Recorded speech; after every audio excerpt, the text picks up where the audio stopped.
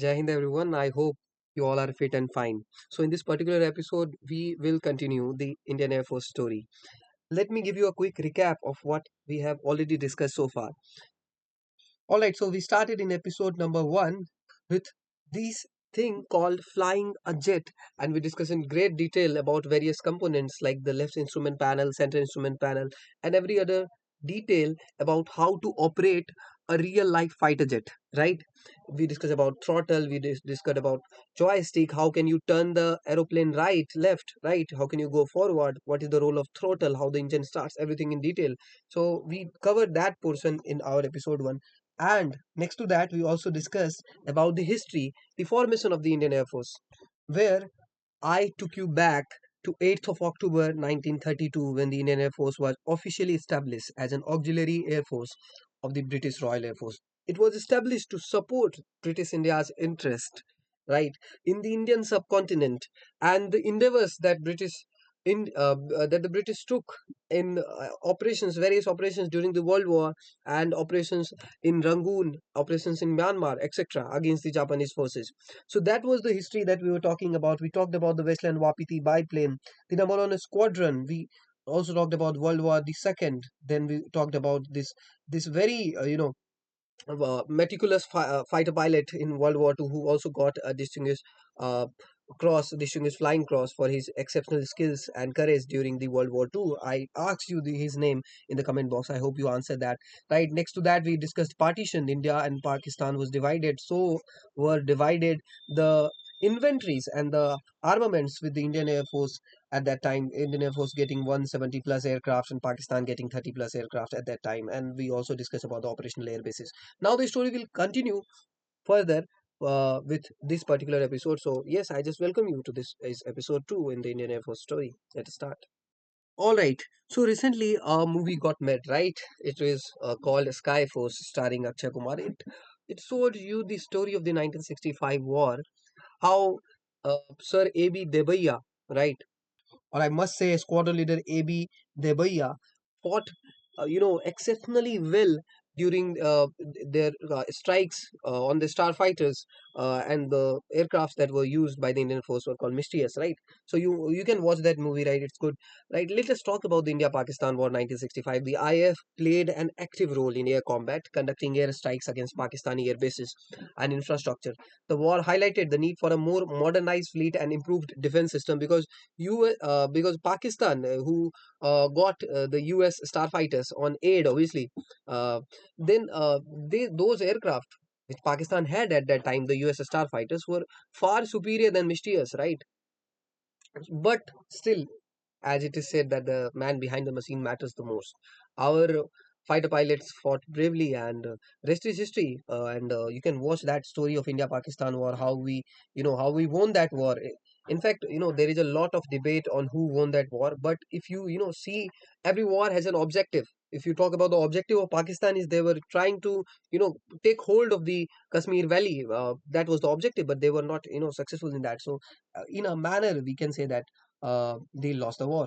So in this particular war, Nats aircraft was very famous. They were called Saber Slayers. So please remember these aircraft called Nats.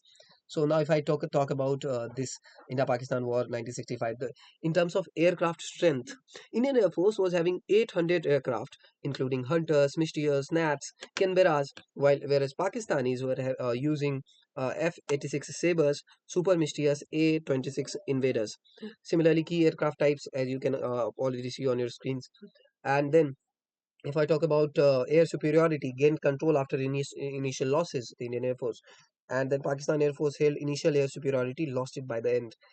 Then, if I talk about ground attack, effective ground support with Mysterious and Canberras were given. They were doing ground attack. The Pakistanis were doing ground attack using F-86 Sabres, Invaders, etc. Notable targets that we attacked is Sialkot, Lahore, Chumb sector, Sakargarh. These were the targets. And Pakistan Air Force limited attacks on the Air Force bases at Amritsar and Pathankot.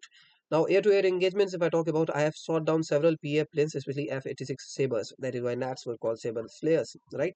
Similarly, Nat fighters achieved air-to-air kills. Canberra bombers conducted successful night raids on Sialkot and Lahore. Mysterious destroys tanks and vehicles. So you see the roles of Mysterious. They were destroying tanks and vehicles, right? Same is shown in movie also, right? So targeted or a strategic, destruction of the assets of the enemy. That was the role of these aircrafts, like Misters. Now, if I talk about aircraft expansion, the next phase. So we fought this war with China, then we fought this war with Pakistan. 1962, we fought with China. 1965, the Indian Air Force fights this war with Pakistan, and then there was a need of, felt of aircraft expansion, the fleet expansion, modernizing the fleet more and more. So we did that.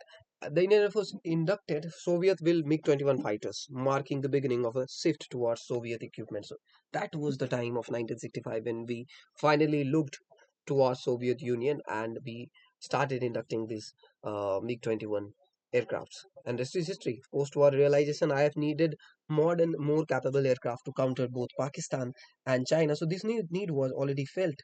Now, the key aircraft acquired was MiG-21 Hunter Canberra, obviously an upgraded version. Now, MiG-21 acquisition, first batch of MiG-21 supersonic jet fighters were acquired in 1966. This was the first batch of MiG-21. So way back in 1966, right? So, role of MiG-21 introduced as a high-speed interceptor and ground attack aircraft. Now, what is an interceptor?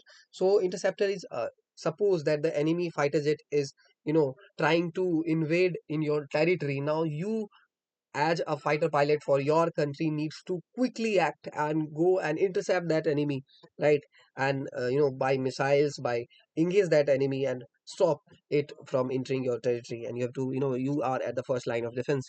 And ground attack aircraft. So then there was an emphasis on indigenous development. If I talk about indigenous development, if aircraft like HAL HF-24 Marut. So this was the aircraft. You must remember the name HAL HF-24 Marut, first indigenous Indian aircraft that was made.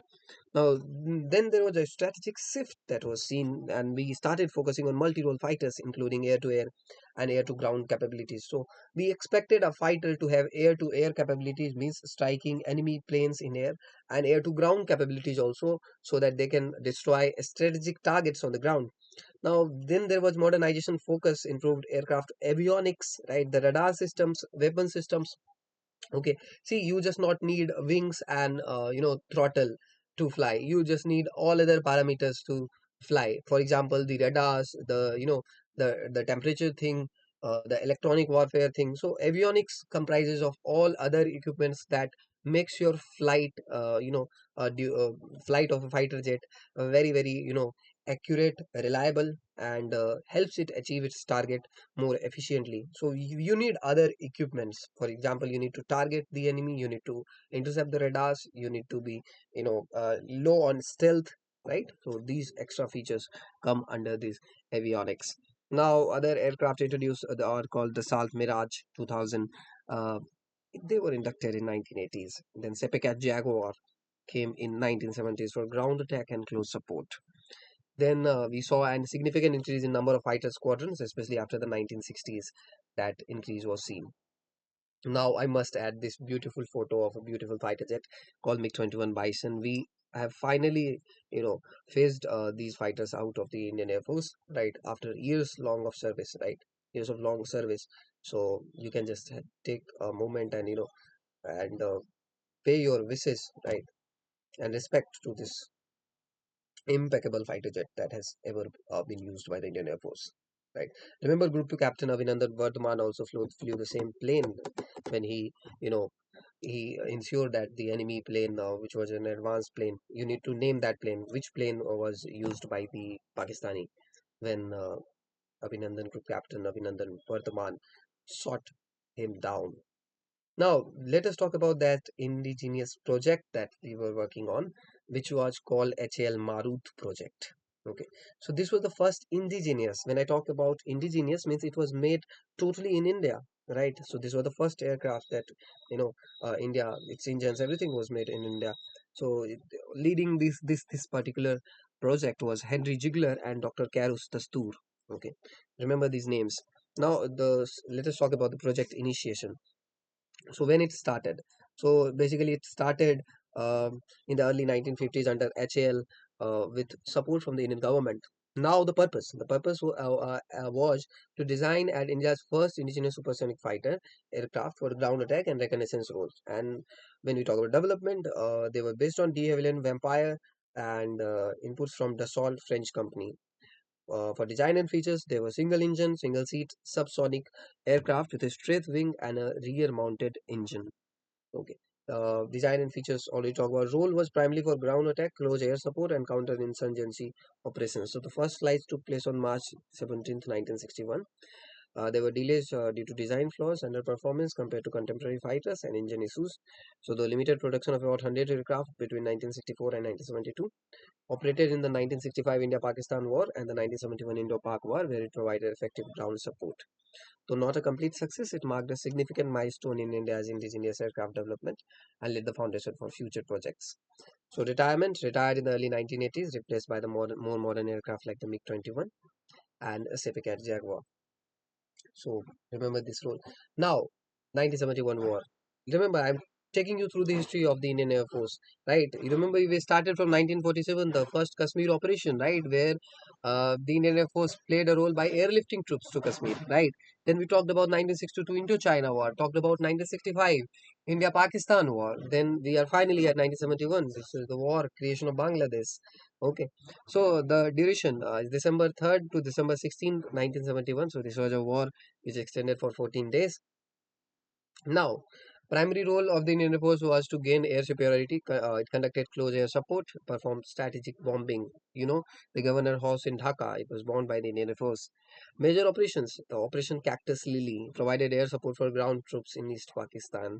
So this was Operation Cactus Lily. All right, Operation Cactus is different. That's in Maldives. But Operation Cactus Lily, it's for ground support for troops in East Pakistan. Now, air superiority in the West. Indian Air Force also neutralized Pakistan Air Force bases and aircraft. We used Hawkers, Hunters, MiG-21, Sukhoi Su-7s, Canberras, and Nats. We destroyed 94 Pakistani aircraft in aerial combat on the ground, conducted over 4,000 sorties in the Eastern Theater alone. Tesgaon and Kurmitola airstrips. I have bombed key strips crippling Pakistan Air Force operations, bombing of Chittagong port to disrupt Pakistan supply lines, and provided air cover and logistical support to Mukti Bahini in East Pakistan. Though I have also lost 45 in number of aircrafts and numerous gallantry awards, including Paramveer Chakra to Flying Officer Nirmaljit Singh Sekhon. The IAF's contribution ensured swift victory and led to the creation of Bangladesh. You can see this historic picture on your screen. This is in the India-Pakistan War of 1971. The IF played a significant role in the liberation of East Pakistan. It achieved air superiority over the Eastern Front and destroyed Pakistani air capabilities in the East. All right. So that was the story of the war. Now, if I talk about Wing Commander Jagmohan Nath, he was awarded the Mahavir Chakra twice for his reconnaissance mission over Pakistan in 1971. Okay, so he was Wing Commander Jagmohan Nath. He was doing the reconnaissance mission over Pakistan in 1971. Now, Sikorsky S-55, the first helicopters of the Indian Air Force. So remember this name. Uh, it's about the helicopters. Sikorsky S-55, the first helicopter of the Indian Air Force. Number 104 Helicopter Squadron was established in 1954. So this was the first helicopter squadron. Is number 104 Helicopter Squadron. It was established in 1954. So, and Sikorsky S-55, the first helicopters. All right.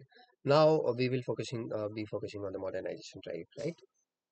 All right. So the modernization drive during the 1980s, the IAF undertook significant modernization with the induction of advanced aircraft such as Sepik Jaguar, the Mirage 2000, and the Soviet MiG-23s and the MiG-25.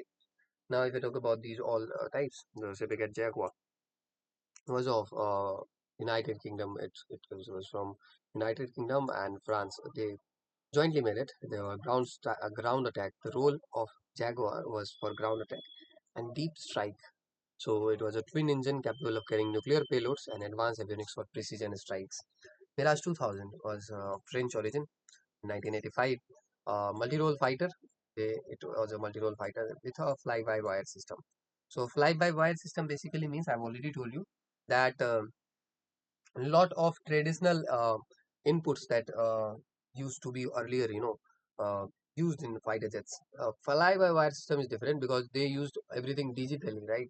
So there are a lot of digital informative systems. So removing the need of the manual, inputs. So that is a fly-by-wire systems. A lot of digitization.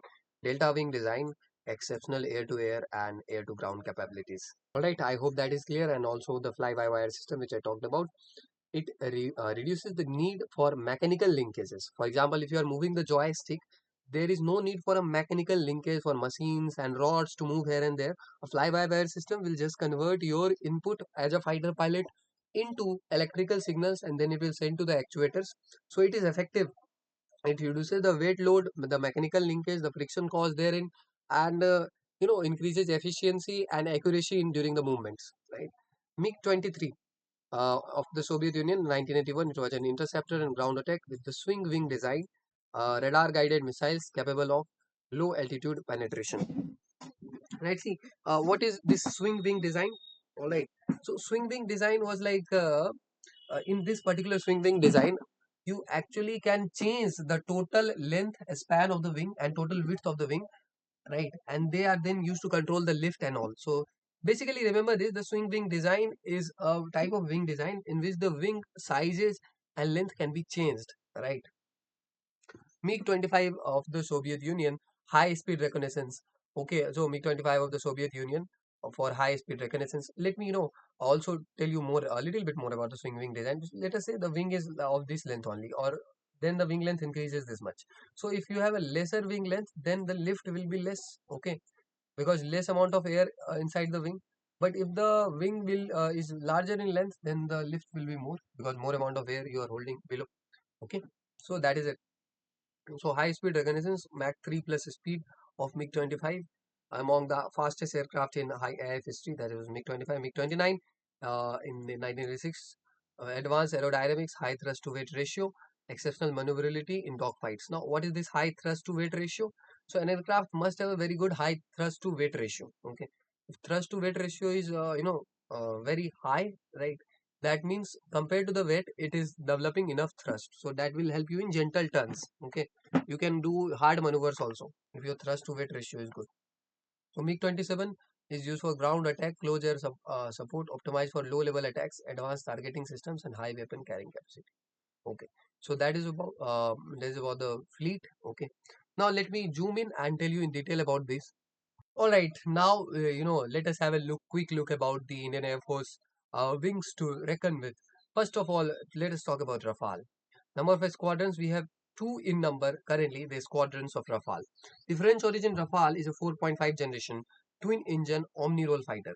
So omni-role or multi-role fighter, it's 4.5 generation twin engine French origin.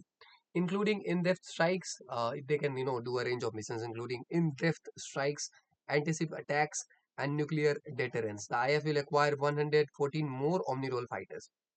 So this is about Rafale. All right, you can identify Rafale through a various designs. Like if you can see at the since this is a single engine, right? All right, let me see twin engine. All right, this is twin engine. Okay, you can see here French origin Rafale 4.5 generation and twin engine aircraft. So this is a twin engine aircraft. So to identify it, you can look at the air intakes. So every aircraft has very different kind of air intake, or you can also look at the position of these canards, these things called canards, or you can also look at this particular design at the front. Okay, some features help you identify. Okay, now if I talk about the Mirage 2000, number of squadrons we are having three in number. The French Mirage 2000 is one of the IF's most versatile aircraft. It played a decisive role in the 1999 Kargil War and the Balakot airstrike in 2019. We used this Mirage 2000s. Okay.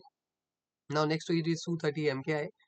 We have 12 in number. The squadrons of Su-30 MKI is a multi-role combat fighter aircraft. So this is a combat fighter aircraft. Jets of the new squadron carry BrahMos cruise missiles. So in new squadrons, we are started to install these BrahMos cruise missiles. Jaguar, we are having number squadron 6 IF usage on upgraded version of the British fighter Jaguar. MiG-29 number of squadrons 3 forms the second line of defense after Su-30 MKI. IF uses the upgraded MiG-29 UPG. So IF is using this. So first line of defense we have Su-30, then we have MiG-29 UPG. MiG-21 number of squadrons is 3. MiG-21 Bison form the backbone of the IAF. to be phased out by 2025. So by the 2025 end, we'll see the phasing out of the MiG-21 Bison. Okay. LCA Tejas, number of squadrons is currently 2. It's a 4.5 generation multi-role fighter for offensive air support, close combat, and ground attack roles. So you can count the number of squadrons: 2, 3, 5, 17, 6, 23, 3, 26, 3, 29 to 31 squadrons, right? Okay. So they are the number of squadrons, but we need 42 squadrons, right? Now, talking about the transport aircraft, C-17 3 Globemaster. Okay, so this is C-17 Globemaster and C-130J Super Hercules. So two aircrafts in transport, C-17 Globemaster, C-130J 30 Super Hercules. American transport planes ideal for both long and short range operations. The IAF operates 11 and 12 of these aircraft respectively. So we have 11 C-17 Glowmasters and we have 12 C-130 Super Hercules. Okay. Now, Ilyushin 76, Antonov AN-32 and Dornier DO-228. The Russian origin Ilyushin 776 and AN-32 are workhorses of the transport fleet. Ideal for short haul operations, the German origin Dornier 228 are being upgraded by HAL, the IFH 14, 105 and 6 of this. Okay. So we have, if I talk about Illusion, we have 14 of them. AN-32 we have 105 of them, and Dornier we have 6 of them. Okay. C-29, C-295 can take off and land from unprepared airfields. C-295 carry 9 tons of payload, 71 soldiers, all 56 to be delivered by 2031. So this is about C-295. So this was in a recent deal. Okay, it can take off and land from unprepared airfields, carry 9 tons of payload, 71 soldiers.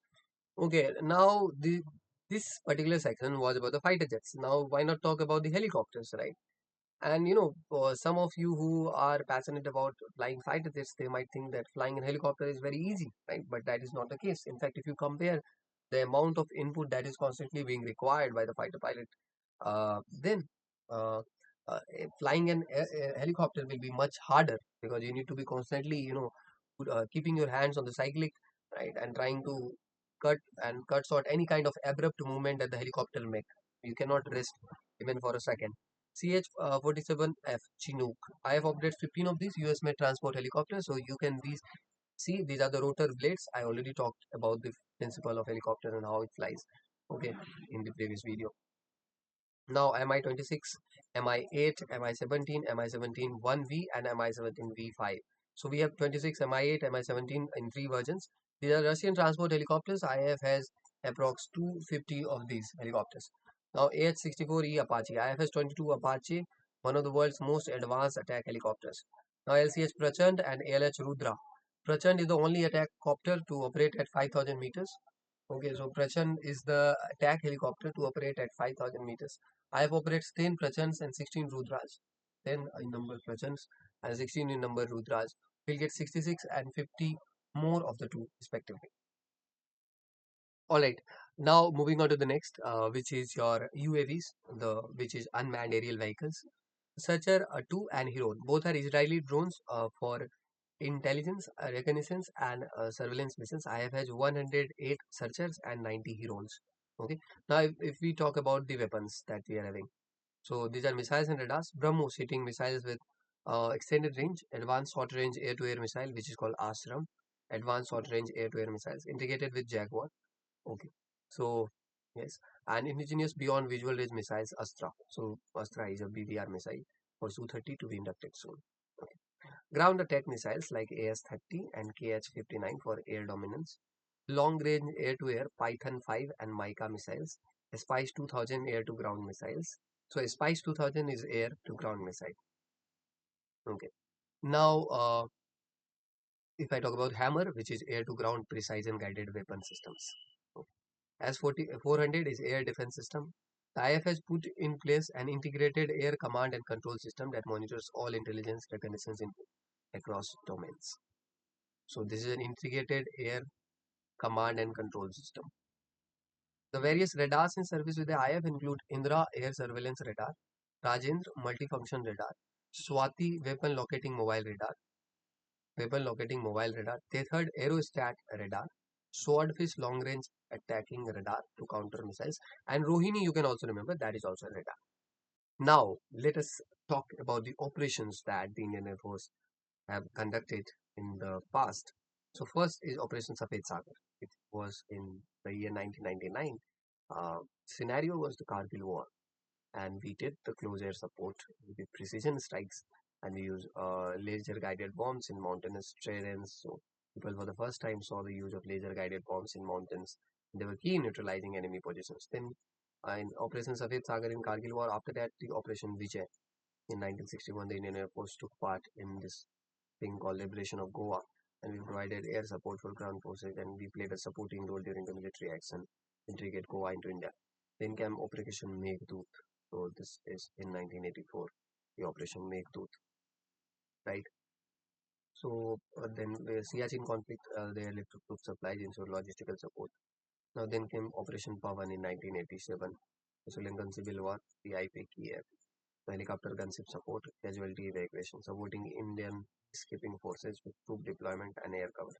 And then Operation Cactus in 1988 for the Maldives crisis, rapid troop airlift, logistic support. Operation Brass Tax. Operation Brass Stacks or Blast Tax is in 1986. Indo-Pakistan tensions, air patrols, readiness for conflict, strengthened air defense during heightened tensions with Pakistan.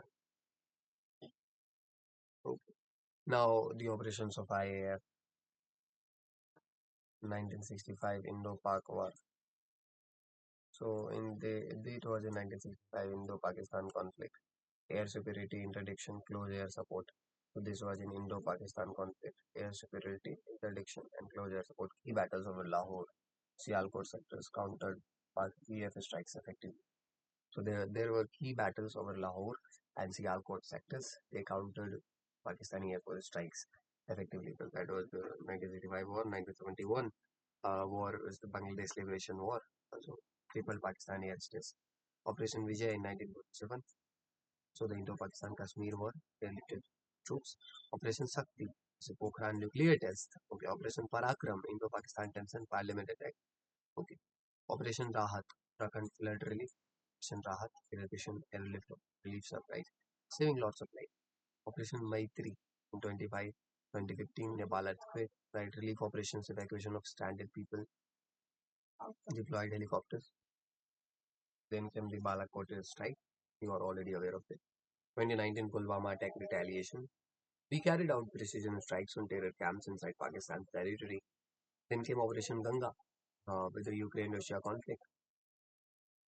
There was a role of the Indian Air Force in evacuation of Indian nationals, in from Ukraine. Operation Dost, Turkey-Syria earthquake relief from disaster relief. All right. So after that, if I talk about Operation Kaveri, so that was related to the evacuation of Indian nationals from Sudan. Kaveri is different during the civil conflict. Deployment of C-17 Globemaster 3 and Illusion-76 transport aircraft for evacuation. Okay. Now we will be focusing on the advanced fighter jets. So firstly, let us talk about the Assault Oregon Tufani. So this aircraft was named Oregon. Okay, Oregon, you can say Ouragan, so South Oregon, and nickname was Tufani. So 1953, it was inducted, and it was fighter bomber. It was also fighter. It was a bomber. First jet aircraft in the IAF with 700 km per hour speed, armed with machine guns and rockets. Mark India's entry into the jet age. So you can say the first jet engine was Tufani jet aircraft. Earlier, the aircraft we were using was, they were using propellers, but Tufani was the first one with the jet engine. MiG-21, 1963 Soviet Union multirole fighter. It can fly with supersonic speed. It was very lightweight, versatile for air combat and ground attack.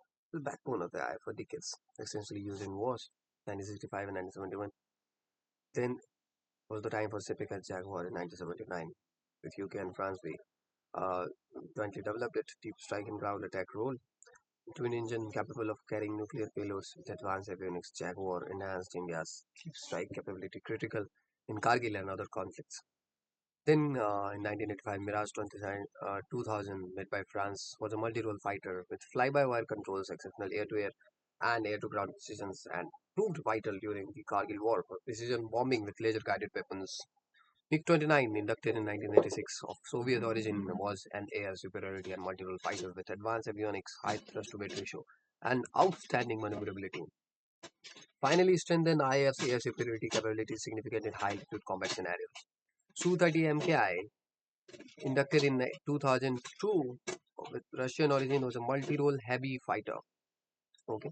Twin engine, super maneuverability, long range and payload capacity, flagship fighter, backbone of the modern IF fleet with customization for Indian needs. Super Sukhoi is the recent upgrade. What do you know about Super Sukhoi? Let us know in the comment box. Okay, now HAL Tejas. In 2015, India inducted HAL Tejas, a light combat aircraft, indigenous design, lightweight, 4.5 generation avionics and weapon systems. This is a step towards self-reliance, replacing older MiG variants in the IF.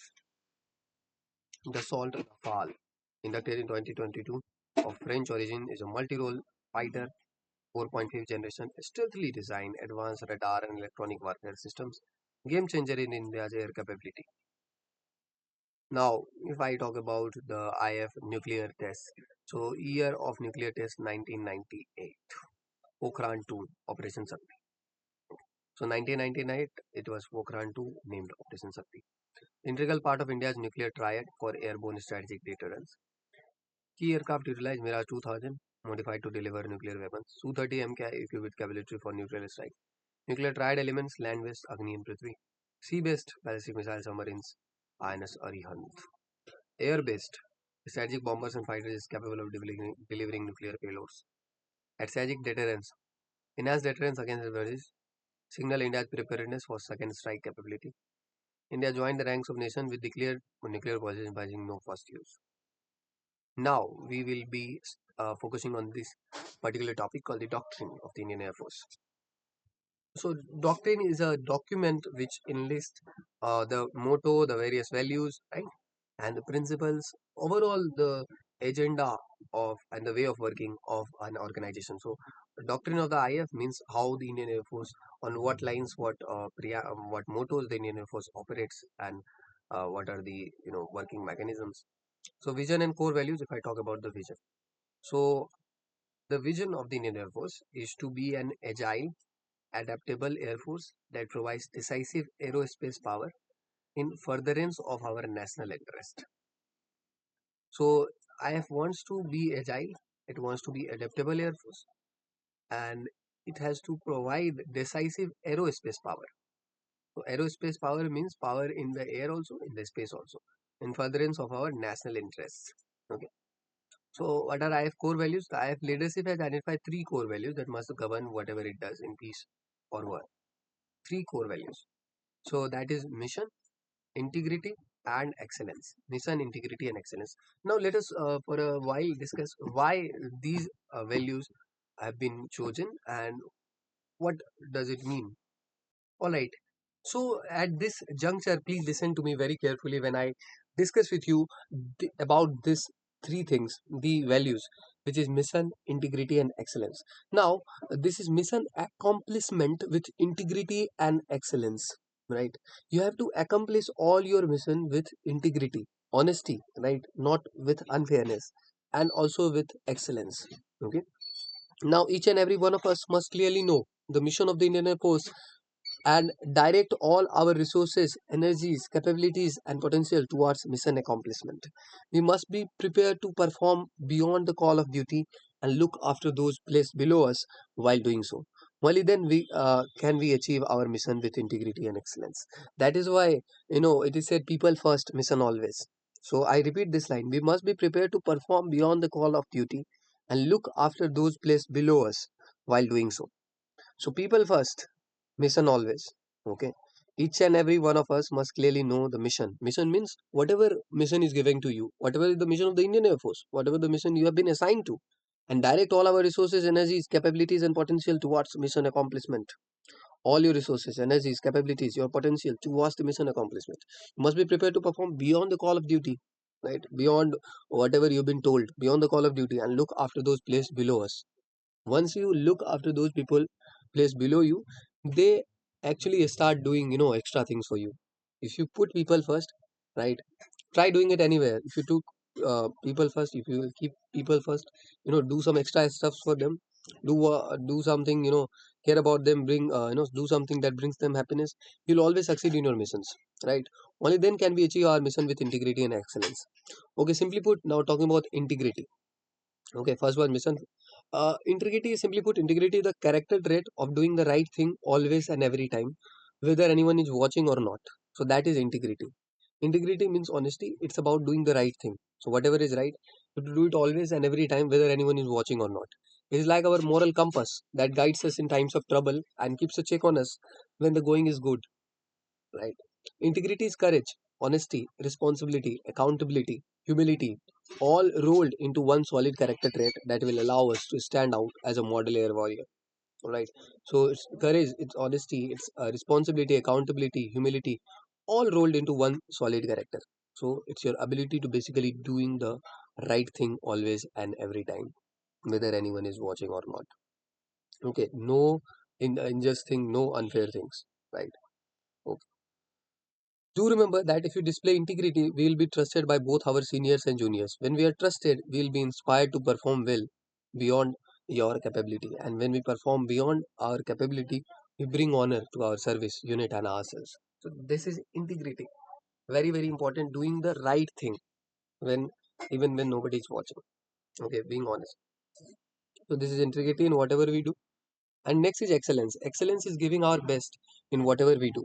Excellence is achieved by combining knowledge, skill, and training into powerful value that allows us to contribute effectively in whatever we do.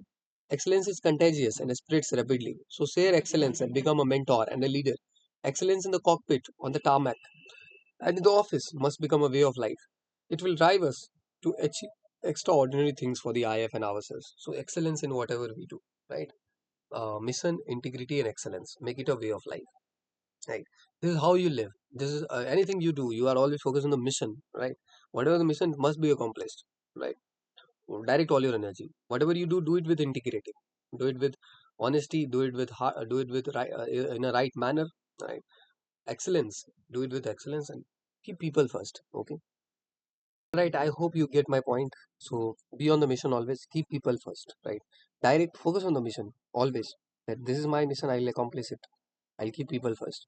Do it honestly. Do it with hard work, right? Integrity is do the right thing. Right thing means in a fair manner and in a just manner, and you ensure that you are putting best efforts. You are not cheating anyone.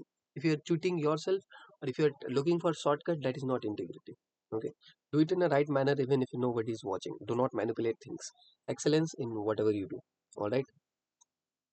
Now, if we continue and talk about the doctrine of the Indian Air Force in detail, we'll be discussing about the vision and core values that we already done. Right. Then it's about the nature of aerospace power and the principles of war. Afterwards, the this is aerospace power and national security. These are things in the doctrine. Evolving aerospace power doctrine. Then air strategy. So doctrine, it's a strategy document that this is how we are going to work.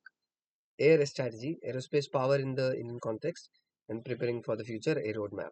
Okay. Now I'll just show you some nuances of the Indian Air Force doctrine. See, air defense operations, whatever we call air defense operations, with protecting the Indian Air Forces, protecting operations by the Indian Air Force and protecting the Indian skies. So these air defense operations, below those air defense operations, are the integrated air defense systems. Integrated air defense systems, and they are divided into two branches. First is fighters, and then is surface to air defenses. Okay. Then there are interceptors, combat air patrol. So there are two things. In fighters, there are interceptors, the one which you saw Group Captain Avinandan using. Combat air patrol, this is combat air patrol. Now, surface to air defenses is surface to air missiles, all right, and air to air missiles, right? Okay. Now, if we move on, so you can see a photo of a Su-30 dropping 1000 lbs bombs. So here you can see Su-30 dropping bombs, right? It must be a cool experience. Strategy of strategic air operations, to do so, it has components like conventional air operations and nuclear air operations. In conventional air operations, there is strategic bombing, political signaling, and psychological operations. Okay. So, doctrine of the IAF, it says that the air strategy will have the following component. Okay, the battle space transparency. Okay, networking, cyber and information warfare, electronic warfare, technological logistics, administration and human resource management, and training. So these are the part of the air strategy. Now, if I just take you through some acronyms that are important in this air strategy, this is AAR, which is air to air refueling. ABM, which is air battle manager. AD is the air defense. AEW is the airborne early warning. AI is the air interdiction. ALG is advanced landing ground. Now, what are these advanced landing grounds? So, see, there are some air bases like Leh, Thois. These air bases are close to the LAC, right? So they are called ALGs or the advanced landing grounds. Okay. Then, if you talk about AWACS, AVAX, which is Airborne Early Warning and Control System, Airborne Warning and Control System. BAS is Battlefield Air Strike. C2 is Command and Control. CAO is Counter Air Operations. CAP is Combat Air Patrol. CBRN, which is Chemical, Biological, Radiological, and Nuclear, is CBRN. Chemical, Biological, Radiological, and Nuclear. CIWS, there is Close In Weapon System. CNP is its Comprehensive National Power. COG is the Center of Gravity. ComJam is the Communication Jamming. CSFO is the Counter Surface Force Operations. LINT is the Electronic Intelligence. Okay. EO is the electro-optical, EDU is the electronic warfare, FAS is the favorable air situation, FOL is the fuel oil lubricants, HADR is the humanitarian assistance and disaster relief, HUMINT is the human intelligence, IASCCS integrated air command and control system, IAD is the integrated air defense, IMINT is the imagery intelligence, IOR is the Indian Ocean region, ISR is the intelligence surveillance and reconnaissance, IW is the information warfare, LAC is the line of actual control. LRCM is the long range cruise missiles. MANPADS is the portable air defense systems. For example, if you are on a air base, right, and a fighter jet is currently, coming very close to attack. So you can use a MANPAD to, attack that aircraft. MAO is the maritime air operations. MOD is the Ministry of Defense. Okay. Now going further is NEO is the non-combat evaluation operations, non-combat evacuation operations. NMO is the National Military Objectives. NSS is the National Security Strategy. OCAO is the Offensive Counter Air Operations. ODL is the Operational Data Link. OOAC is the Out of Area Contingency. ORP is the Operational Readiness Platform. OSINT is the Open Source Intelligence. PAF is the Pakistan Air Force. Okay, PME is the Professional Military Education. RPA is the Remotely Piloted Aircraft. SAGW is the Surface to Air Guided Weapons. SAR is the Search and Rescue. SATCOM is the Satellite Communication. SDR, Software Defined Radio. SEAD, Suppression of Enemy AD. SIG int, Signal Intelligence. SOP is the Standard Operating Procedure. TTP is the Technique, Tactics and Procedures. UCAV, Unmanned Combat Aerial Vehicle. Vital Area / Vital Point is VA/VP. Now, I will be reading this doctrine of the Indian Air Force, what it overall contains. So this is the updated version of the IAF's doctrine. It's deliberately concise and more focused. So it lays down the pervasive concepts of aerospace power while providing adequate freedom in application of its elements. The IAF derives its strength from aerospace power's exclusive attributes of reach, mobility, responsiveness, flexibility, offensive lethality, and trans-domain operational capability.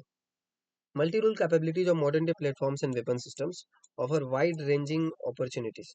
These platforms are capable of rapid role change and thereby provide multiple options to the aerospace power practitioner. It is important that such flexible assets are employed cohesively as per the emerging situation and not limited to constrained usage in a defined area or in a particular role. The doctrine brings together aerospace power knowledge and experience to provide a basis for understanding the utility of the aerospace domain and assets. It highlights the characteristics of aerospace power and explores their interdependence with other elements of national and military power.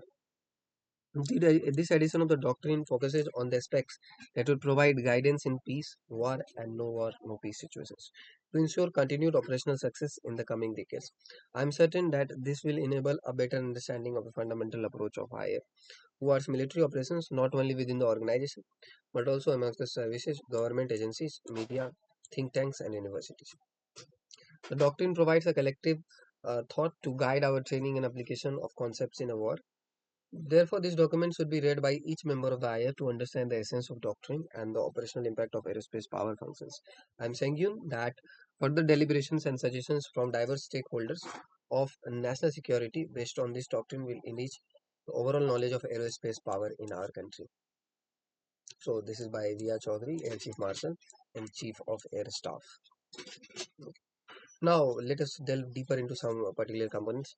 So, aerospace power doctrine refers to the central beliefs, okay, and principles that guide the Indian Air Force in employment of aerospace power in furtherance of national objectives.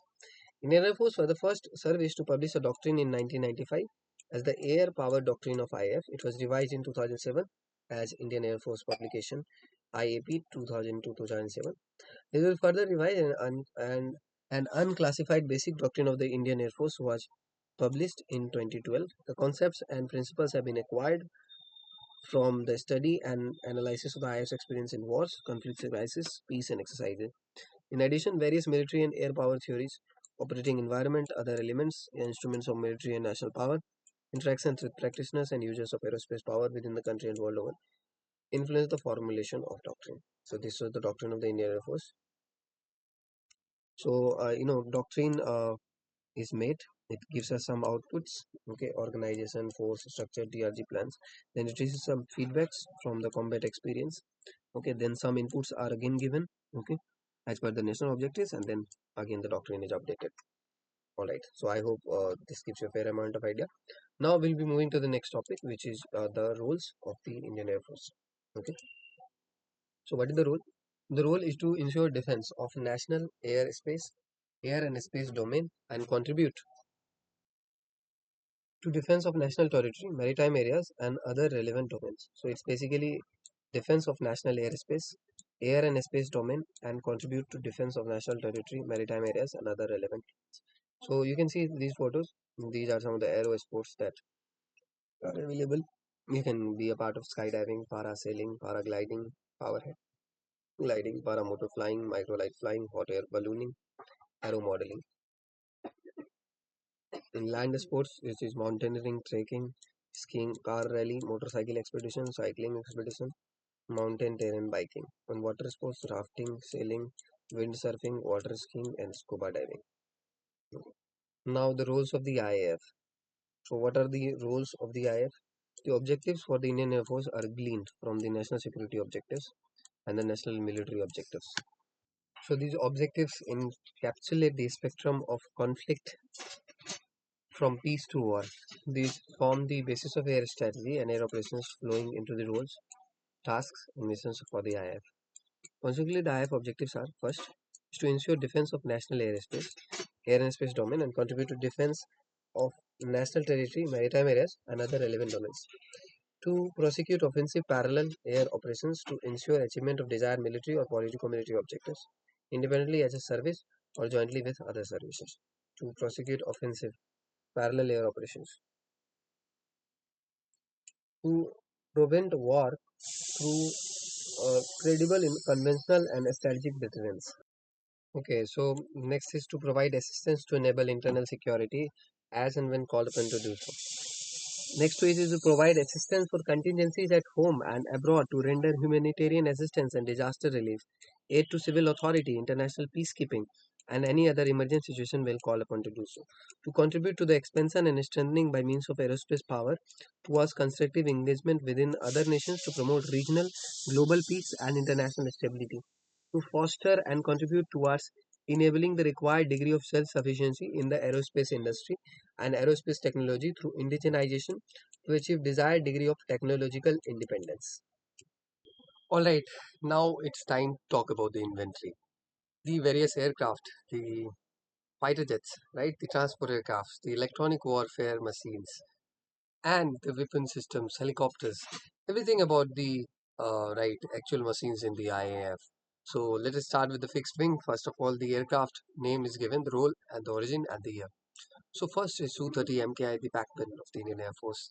It's a multi-role fighter, Russian in origin, made in year 2002, inducted in the Air Force. The assault Rafale is also a multi-role fighter. And when I say multi-role, it means they can, serve various different purpose. They can use as an interceptor, they can use in combat roles, they can use for bombing targets, they can use in reconnaissance. They are not limited to one single role. Okay. MiG-29 is air superiority and multi-role fighter. MiG-21 multi-role fighter is retiring soon. HL Tejas is a light combat aircraft. Sepecat Jaguar is a fighter bomber. Mirage 2000 is a multi-role fighter. Boeing 737 is airborne early warning and control system. Lockheed C-130J Hercules is a tactical transport aircraft. Lockheed Martin C-17 Globemaster III strategic transport aircraft. Antonov AN-32 is a tactical transport aircraft, and Antonov AN-32 is Ukrainian made. Boeing P-8I is maritime patrol. Boeing P-8I. Embraer ERG-145 is airborne early warning and control system.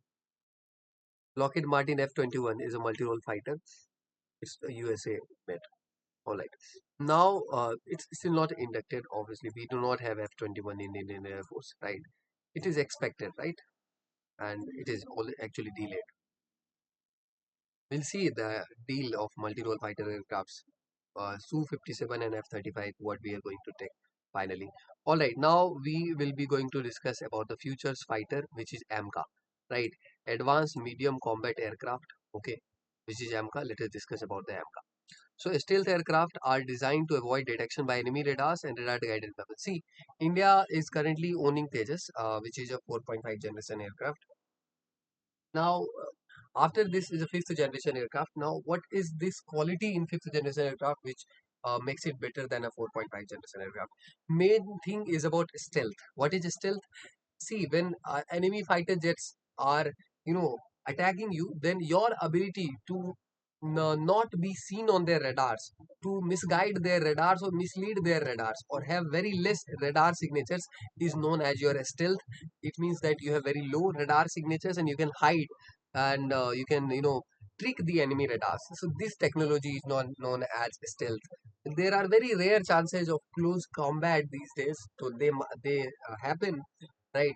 But since beyond visual range missiles are already available, so enemy can lock you from a fair amount of very large distance itself. So your radar signature should be very less if you want to win the modern air warfare. So advanced medium combat aircraft Mark 1 will be the fifth generation stealth aircraft. So AMCA will be fifth generation. So what will be the length? Length will be 17.6 meter. Wingspan will be 11.13 meter. Maximum takeoff weight is 25,000 kg. Alright. And maximum speed is 2600 kilometer per hour, which is Mach 2.15. That makes it supersonic. Combat range is 1620 kilometer. Service ceiling is 20,000 meter, means the maximum height to which you can operate this. Payload capacity is 6,500 kg. Right? Performance, it can achieve supersonic speed without afterburners. Now, see, when you use afterburners, this reduces fuel efficiency, right? Maximum fuel is used when you use afterburners. Cost is 15,000 crore to develop the first 5 jets. Okay.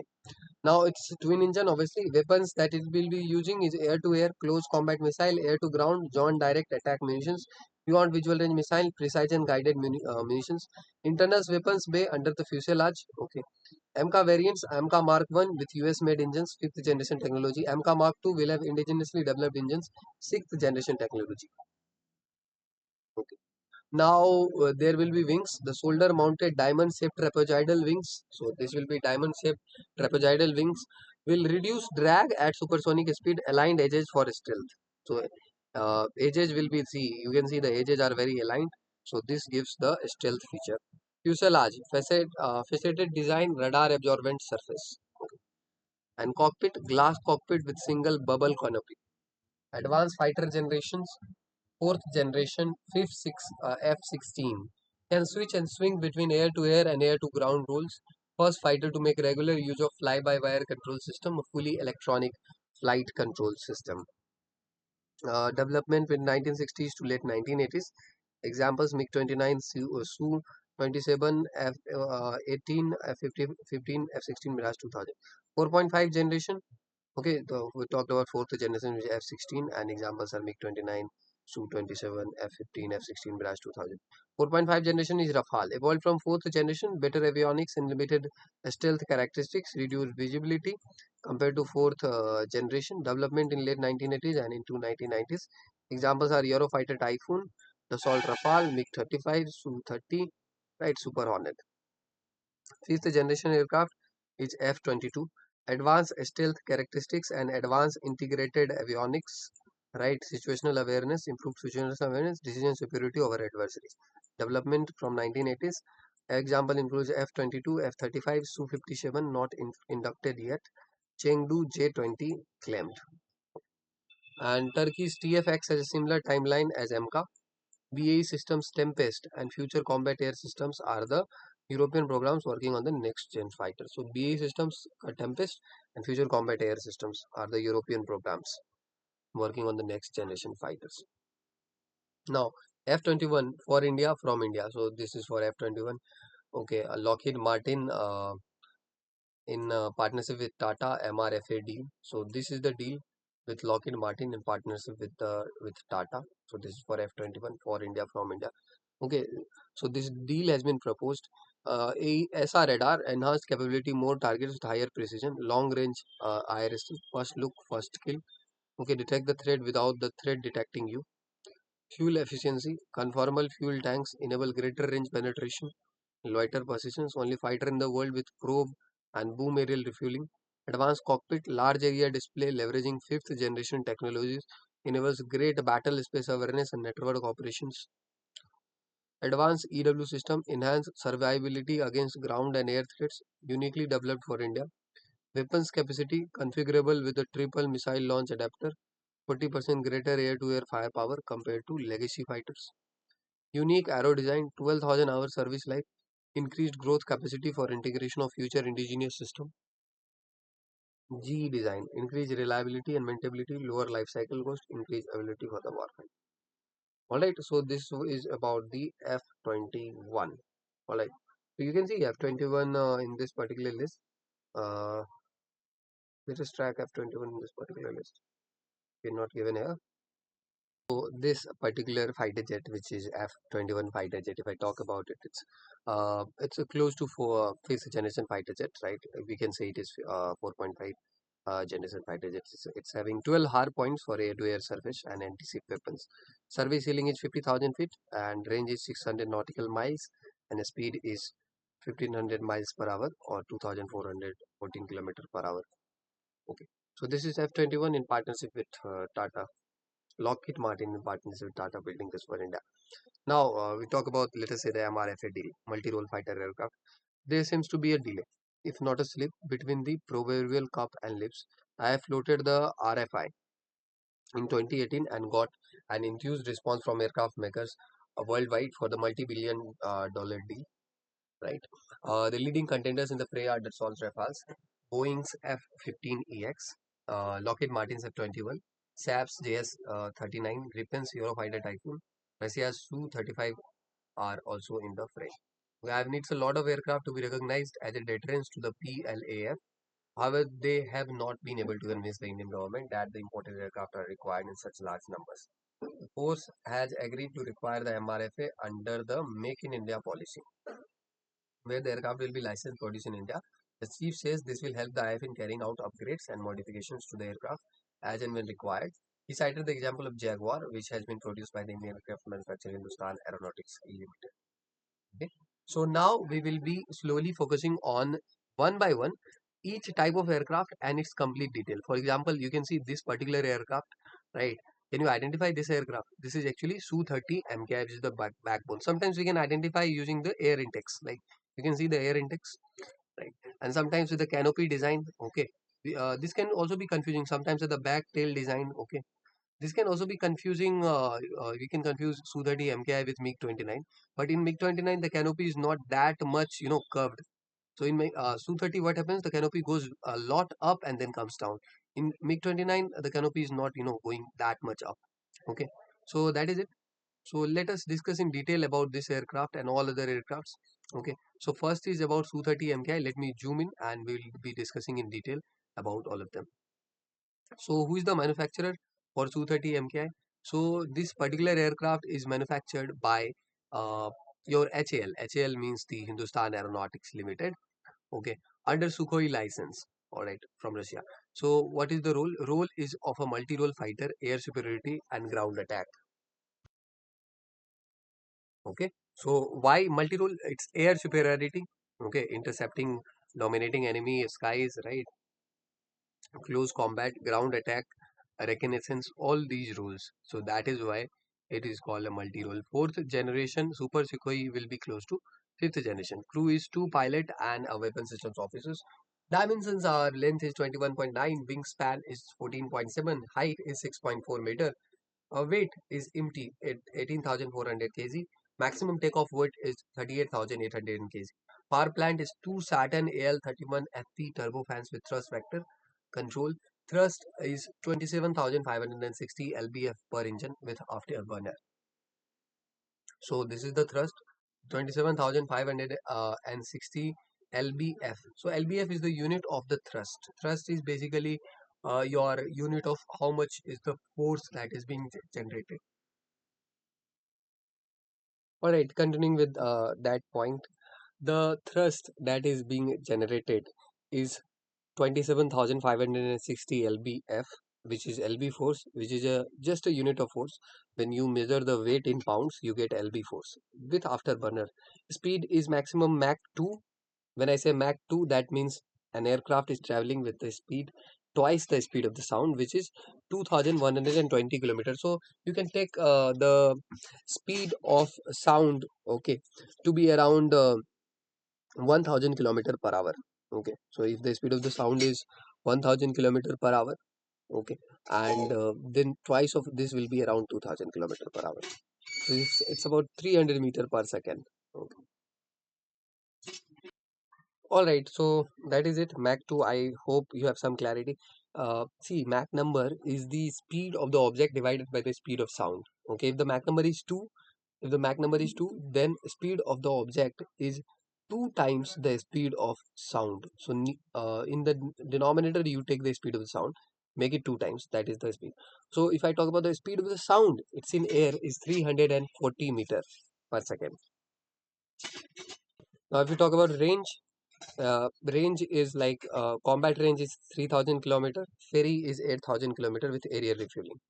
Service ceiling is 17,300 meter, which is 57,000 feet. Remember, feet is a frequently used unit when you go into aviation.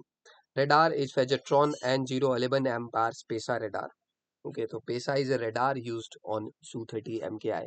Combat range is 3,000 kilometer and ferry range with aerial refueling is 8,000 kilometer. So when you say ferry range, all right, so ferry range will be the range which you can take the aircraft without ordnance, without the equipments loaded on it. So you can take 8,000 kilometer, and then you are allowed to do aerial refueling also. Service ceiling is this Vegetron radar we talk about. Avionics are open architecture with Indian, Russian, and Israeli subsystems.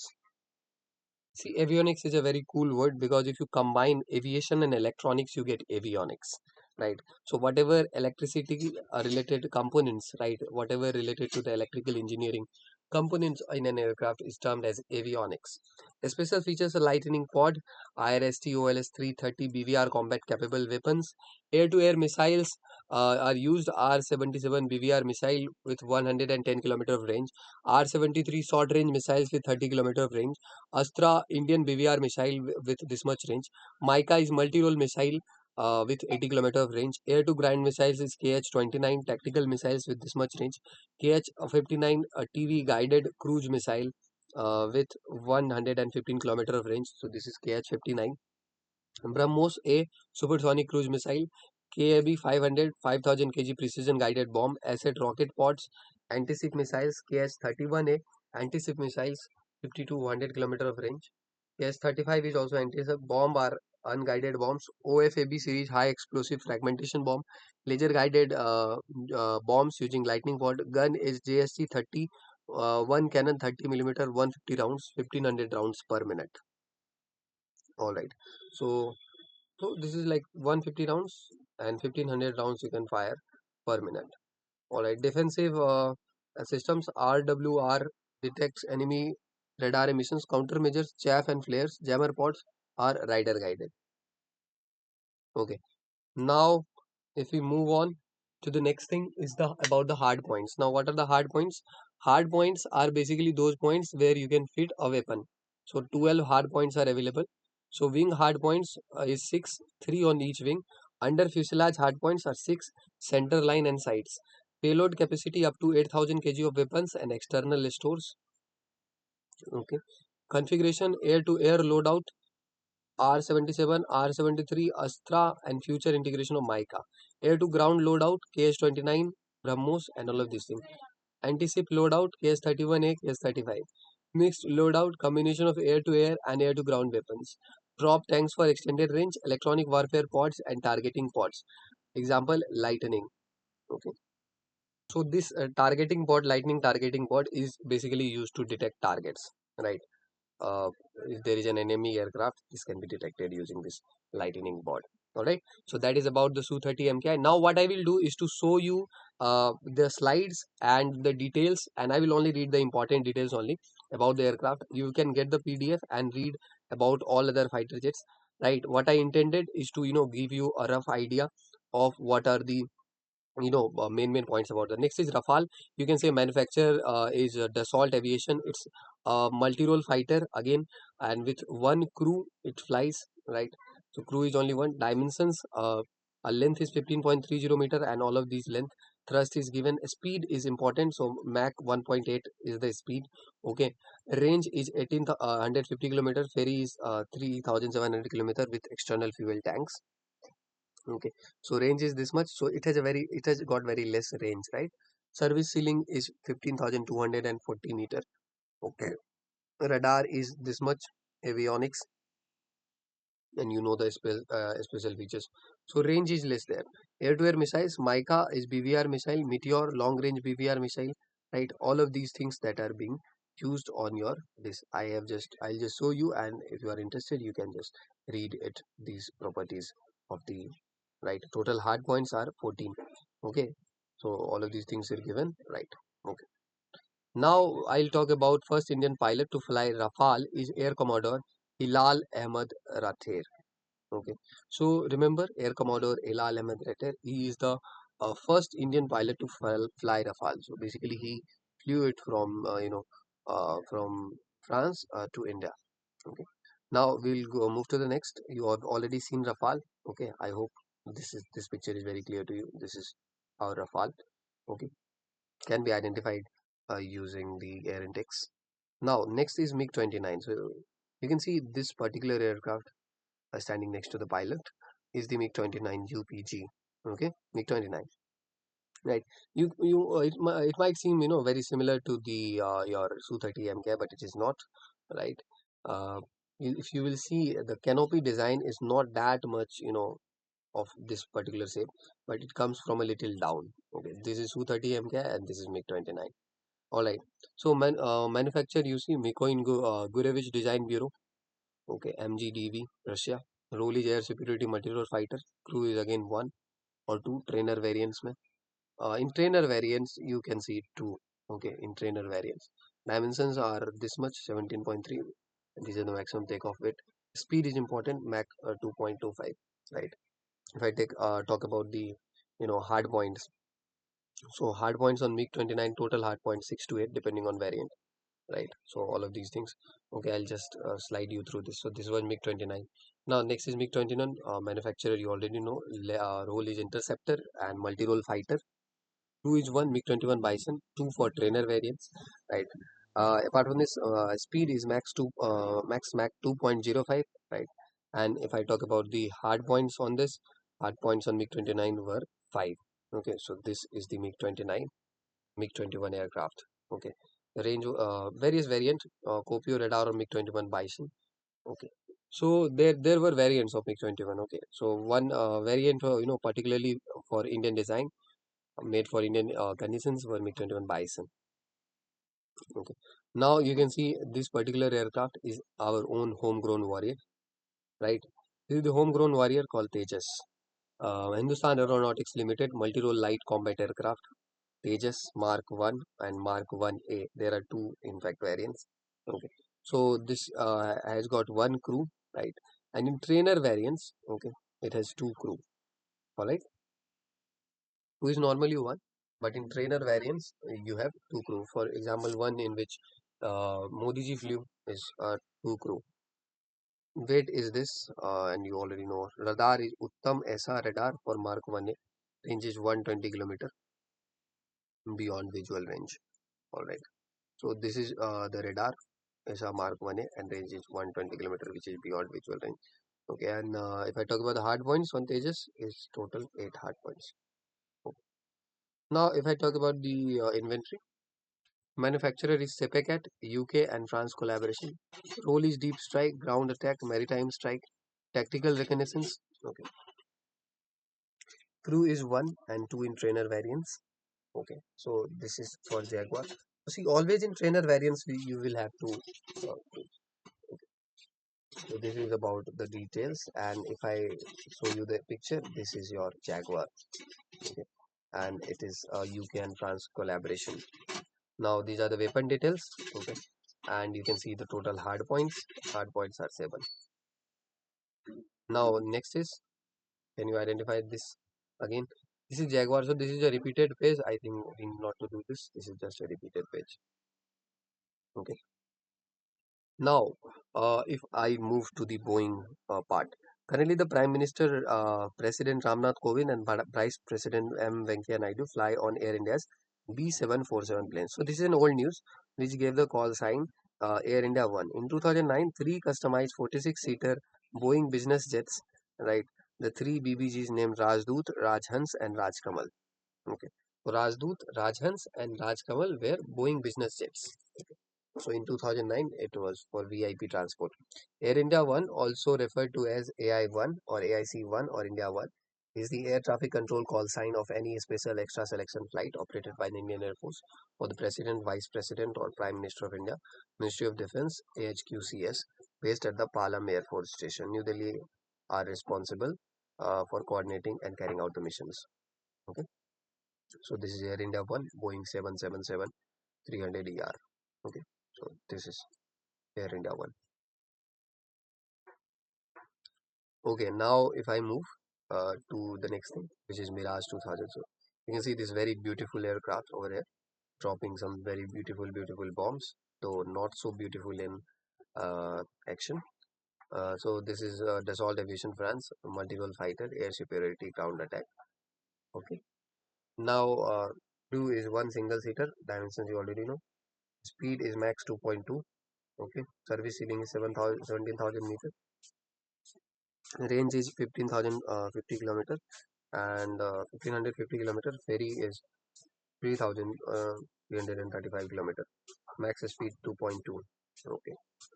Maximum takeoff weight is 17,000 kg. Power plant is. Weapons you already know. All these weapons can be fit.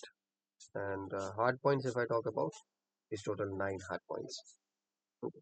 So you can look at this. Actually, okay, this thing which you can see here are actually fuel tanks. Okay, not missiles. Okay, now if I move to the transport side, C-130J Hercules is the first thing. So you can see this picture of these blades, that you can see is, and you can see the name also here, C-130J Hercules, operated by the Indian Air Force. So this is a transport aircraft, two engines here and two engines on this side. Lockheed Martin is tactical airlift, 2 3 to 4 pilot, co-pilot, load master, and flight engineer. Okay, and transport special operations and humanitarian missions. Dimensions length is given, thrust speed already, range is 4200 kilometer, combat 2620 kilometer with payload. Okay, service ceiling, cargo capacity, all of these things. So yes, and if I talk about the hard points, okay, let us see if there is some detail of the hard points. Payload and capacity, balance, special operations. radar, avionics and systems. So there is no detail of the hard points. I think it is a transport aircraft. Okay. Firstly, there will be some, something to be uh, accompanying this so that it is not attacked. Okay. Inventory C-17 Globemaster is manufactured by Lockheed Martin, developed by McDonnell Douglas. Role is strategic airlift, cargo, troop transport, humanitarian operations. Crew is three, pilot, and all of these things. Dimensions you already know. Service ceiling is this. Special features. All right, and now then the payload and capacity. All of these things given. Let me just show it to you. Now this is the picture. This is C-17 Globemaster. Okay, no fans, just like this, and a tilted kind of shape. Okay, making a T. So C-17 Globemaster, right? So this is a little bit tilted. Okay, and but if you see Illusion 76, it is identified by this design. Illusion 76. It's called Gajraj, Illusion Aviation Complex, Roof Scan Transport, and these are the properties. Now, if I show you Illusion 78, okay, you can see Illusion 78 is an updated version of Illusion 76, very much similar to Illusion 76. Right, design is very same, but the purpose is different. Okay, purpose is different. Right. So, what is the different purpose? It's used in air-to-air refueling. Right? This particular aircraft used in air-to-air refueling. Okay, Illusion 78. Okay. Now, if I move on, is AN-32. I show you. So AN-32 has two engines. You can see here and here. Only two, right? With wings. This is the AN-32 transport aircraft, and these are the details of the aircraft. And again, you see all of these details, right, of this particular, right. If you are interested in lot of details about the aircraft, now let us move on to this new thing that happens. C-295 aircraft it is manufactured by Spain. It is a versatile tactical transport. Missions is carrying troops and cargo and maritime patrol, surveillance and reconnaissance, armed close air support, medical evacuation, VIP transport. Payload capacity up to 9 tons or 71 personnel. Maximum cruise speed is 260 knots. And now the details if I show you. Manufacturer is Airbus Defence and Space Spain. Okay, so Airbus manufactures this. And now these are the maximum details. Maximum speed is 480 km per hour. Okay, short takeoff and landing, which is STON, efficient operations. Okay, so this is about that design. Now we will be moving on to the some other types. All right, now let us continue with the inventory. Right, Boeing P-8I. So manufacturer is Boeing. Role is maritime patrol, anti-submarine warfare, and intelligence surveillance and reconnaissance. So if I talk about these separate aircraft, that much of details. So what do you need to focus on? So you need to focus on some initial details that if this aircraft is there, what is the role of the aircraft, right? How many engines are there? Okay, what is the feature of the aircraft? For example, let us say that the empty weight is this and maximum takeoff weight is this. How does it affect air operations, right? Thrust is this, so you should have roughly that idea. So just remember the manufacturer, the role, right? The engines that are available, right? The speed you remember, hard points, and any special features, right? Apart from that, remember why the range is 2200 nautical miles and how does it affect the operation of that aircraft compared to the other aircraft. So this feature we will be discussing once we have discussed all of them, right? Means in the inventory, for example the fixed wing, also the rotary wing and all other inventory aircrafts. So this is the aircraft that you can see right here is the Boeing P-8I. Okay, now these are the details. Okay, and see the details are the sonar buoys, air launch buoy system for detecting submarines. So this is it. Now if I move on, next is Embraer ERJ-15. So this is Embraer, manufactured by Brazil. Role is surveillance and reconnaissance in the electronic warfare. Crew is two pilots and co-pilot, 5 to 8 additional personnel depending on mission. Okay, and yes, the service ceiling is 10,670 meter. and special features. So I must show you this aircraft. This is the aircraft. Okay, Embraer, and you can see these are the IAF AEWNC Airborne Early Warning and Control System. So this is basically a radar. Okay, all right. So this Netra Airborne Early Warning and Control System, a project by the DRDO, Mark II aircraft, Israeli Falcon AVAX. Okay, so let me show you the details of this particular aircraft, Embraer ERJ-145. Okay, so these are the radars, high-end sensors, and this role is electronic warfare. Apart from this, the Netra Airborne Early Warning Control System, all right, all of these things. The IAF currently operates three Israeli Falcon AVAX mounted on Russian IL-76. All right. If now we move on to this thing, in the inventory we have Avro. What is Avro? Avro is twin engine turboprop military transport of British origin having a capacity of 48 paratroopers. We have Dornier, twin engine turboprop logistic air support transport of German origin capable of this much. Okay.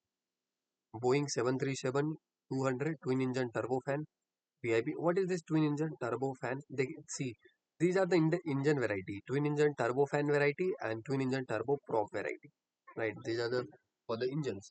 VIP passenger aircraft of American origin with total seating capacity of up to 60 passengers. It has a maximum cruise speed of 940. Now, if we move on, India made light combat aircraft Mach 1A to be equipped with indigenous systems, the Uttam radar and Angad electronic warfare suite, Uttam and Angad, will be integrated into the Indian made light combat aircraft Mark 1A fighter jets. Okay, so Defense Research and Development Organization successfully tested advanced electronic warfare suite on the Tejas PV-1, a light combat aircraft of the Indian Air Force. It is a joint electronic warfare system between DRDO and the Indian Navy. Now we'll move on to the UAVs, which are the unmanned aerial vehicles. So type of UAV is micro UAV, mini UAV, small UAV, medium, big UAV, and big UAV according to the weight. So micro is something between 0.250 to 2 kg, and anything greater than 200 kg is big UAV, right? So these drones are recently in use, MQ-9B Predator drones. Okay, so these are the details. You can have a look. Maximum gross stock of weight is this 5670 kg. Fuel capacity is 2721 kg, so it will come into the category of big UAVs, right? Payload capacity is 2177 kg across 9 hardpoints, 8 wings, and 1 center line. So, two pilots in the ground control station. Weapons, laser guided missiles, anti tank missiles, anti ship missiles. Missions, humanitarian assistance, disaster relief, search and rescue, law enforcement, border enforcement, defense, counter, airborne early warning. All right. Missions are electronic warfare, anti-surface warfare, anti-submarine warfare, airborne mine countermeasures, long-range strategic ISR, over-the-horizon targeting. Okay, so these are the roles.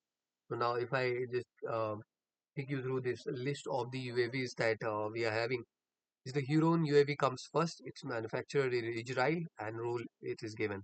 Searcher is also a UAV, right? Manufactured by Israel. Rustam UAV is manufactured by DRDO. Male UAV is for surveillance, right? Nissan is also an unmanned aerial vehicle. IAI Bird IE 400 is also the same. Aero Vironment Wasp 3 is also same. Tactical ISR mainly used for surveillance. Okay. Chela PCHELA Pekela or Chela 1T UAV. Okay, Harop is also in a UAV. Wasp a UAV. Okay, Triton UAV. Okay, and all of these things are manufactured. The Triton UAV manufactured by Boeing. All right. Now, since we have discussed the let us say the fixed wing, we are in a position to discuss the rotary wing, which is the helicopter wing of the Indian Air Force. Okay, so you can see this beautiful helicopter over here. Okay, so we'll be discussing more in detail about the helicopter wing. Okay, so what we have discussed already is that how uh, fighter jets are different from the helicopters, right? So what is the principle that makes them different? In a fighter jet, we use wings to generate lift. In this particular helicopter, they uses this moving blades to generate lift, and this blade itself is used to move forward, backward, right? So this blade is actually tiltable up and down. So changing that position of the blade, it can direct the air into a particular direction, increase the air pressure difference and everything. And with that, it can move forward. It has got no jet engines. So whatever engine it is having, it is used to rotate the rotor, and it is used to rotate this particular uh, back wheel that is there. Okay. And devices and how to fly, we have already discussed in the first part. Now this is HAL through what we you can see. All right, let us continue to discuss about the helicopters. Like HAL Dhruv, being the advanced light helicopter manufactured by Hindustan Aeronautics Limited, role is utility. It's utility helicopter for transport, search and rescue, medical evacuation, and reconnaissance. So, what is meant by utility? Utility means huge, right? So, we use in various utilities for transport, search and rescue, medical evacuations, reconnaissance. So, in terms, you can say, in terms of fighter jet terminology, it is a multi-role helicopter, right? I hope this is very, very clear to you. Now, if I move, okay, so this is utility capacity is given, everything given is given. Shakti engines, okay, speed is 295 kilometer per hour, range is 630 kilometer. Okay, means range means one time if you refuel this, na? One time if you fuel this, this is can go 630 kilometers. Service ceiling is 6000 meter. Variants are Rudra, weaponized variant with missiles, rockets, and guns. Okay, so Rudra is the weaponized variant, okay, with missiles, rockets, and guns. Advanced light helicopter through Shakti engine variant for high altitude operations in glass cockpit, night vision capability, and crash resistance structures. Now, if I move on to the next thing, which is in the rotary wing, you can see light combat helicopter LCH. Okay. So that was a different. ALH is advanced light helicopter ALH. Okay. So ALH is different, which I showed you already. This is HL Group advanced light helicopter. Now light combat helicopter is LCH. This is manufactured by Hindustan Aeronautics Limited. You can see this particular helicopter is light combat helicopter. Okay. Attack helicopter designed for high altitude warfare. Armament is this. You can see 70 rockets. Speed is this. Range is this. Service ceiling. HL light utility helicopter. Okay. The light combat helicopter LCH is also named as Prachand. Now, if I move on to the next thing, which is your let us see this, which is your light utility helicopter LUH. Hindustan Aeronautics Limited. This is HAL LUH. Okay. Earlier we saw LCH, this is LUH. So utility and reconnaissance missions replacing Cheetah and Chetak helicopter. So LUH will replace them. Capacity is 6 passenger, speed and service ceiling given. Don't worry, we will discuss what is in a short while. What is the role of service ceiling, range, speed. Okay. Now if I move in further in the rotary wing, you can see this particular helicopter over here, right? This particular helicopter is Mi-17 helicopter, right? So Mi-17, particularly MIL Mi-17 V5. Okay. So this helicopter is Russian and it helps you in lift transport helicopter for troops and equipment, and also for VIP transport, 36 troops or 4000 kg cargo, right? Service ceiling is this. All right. Advanced avionics, weather radar and self-defense system. Mi-26 manufacturer is Moscow helicopter plant, Russia. Role is heavy lift transport helicopter. Capacity is 80 troops or 20,000 kg of cargo. Speed is 295 km per hour. Range is this. Service ceiling this. Right. Apache AS-64E. This is an attack helicopter. I will show you that attack helicopter, which is Apache. So you can see this is Apache attack helicopter. Okay. Now, if I just move on and read through the Apache AS-64. This is actually Mi-26. Okay, this is Mi-26. This is Mi-17 V5. Let me show you. This is Mi-26. This model. Now, if I talk about this rotary wing, the helicopter which is called Apache. Let me take you to the Apache helicopter. So this is the Apache helicopter, and in the Apache helicopter, the role is attack. Armament is this, right? Features is advanced sensors. Okay, moving further, we will be seeing Chinook CH-47F Chinook. We can have a look at the beautiful image of this Chinook helicopter we have taken with advanced multi-mission helicopter. This is an advanced multi-mission helicopter. We have taken it from USA. Okay, and manufacturer is Boeing USA. Role it is already given. Speed and range, everything is given. Now moving further is the Cheetah. Okay, so if I talk about Cheetah helicopter, you can have a look. This is the Cheetah helicopter. Okay, this is the engine at the back. This is the head blade, right? Rotor blade, and this is the back rotor blade. Okay, and Cheetah helicopter is again manufactured by Hindustan Aeronautics Limited, licensed from Aerospatiale. Role is light utility and reconnaissance helicopter. Capacity is 3 passengers. Speed is 121 km. Service ceiling given. Chetak, manufactured by Hindustan Aeronautics Limited, licensed from Aerospatiale. This is the Chetak helicopter. Cheetah and Chetak are different. Okay, I have shown you Cheetah, right? Chetak is just a variant of Cheetah, right? So reliable and versatile for various roles. Service ceiling is this. Utility helicopter. This is a utility helicopter for transport and training. So more than one role if you involve, this becomes utility helicopter. Now Army uses this helicopter called Cheetal. So this helicopter called Cheetal is used by the Army. HAL Cheetal, manufactured by Hindustan Aeronautics Limited. Role is upgraded light utility helicopter. Speed already given. Okay. Manufacture features modern avionics, high altitude operations. Kmov KA-2260. So see this weird kind of helicopter that you can see, right? This helicopter, which very weird kind of back design also, and you can see two blades separated by some small distance. Okay, total of six. This is camo of helicopter. Camo of KA-2260, Russian in origin, right? Modular design with interchangeable mission pods. Okay, this is also light utility for reconnaissance. All right. So now we will be moving on to the weapons part, right? As a fighter pilot or as an attack helicopter pilot, you will be required to launch one of these missiles in case of an enemy threat perceived. BrahMos is the first one, which is supersonic cruise missile, 290 to 450 kilometer of range, Mach 2.823. This is conventional, and so it is used on Su-30 MKI for precision strike air launch version developed for IAF. Astra Mark 1 is a beyond visual range missile BVRWM. What is beyond visual range missile? Means that you cannot see by your eyes the enemy aircraft, but you can see it on your radars. So you can just fire this missile, it will go beyond visual range and it will hit the target. Mach is 4.5, Asta Mark 1, highly explosive, Su-30 MKI and Tejas uses that. Active radar seeker, mid-course guidance. It can be guided mid-course.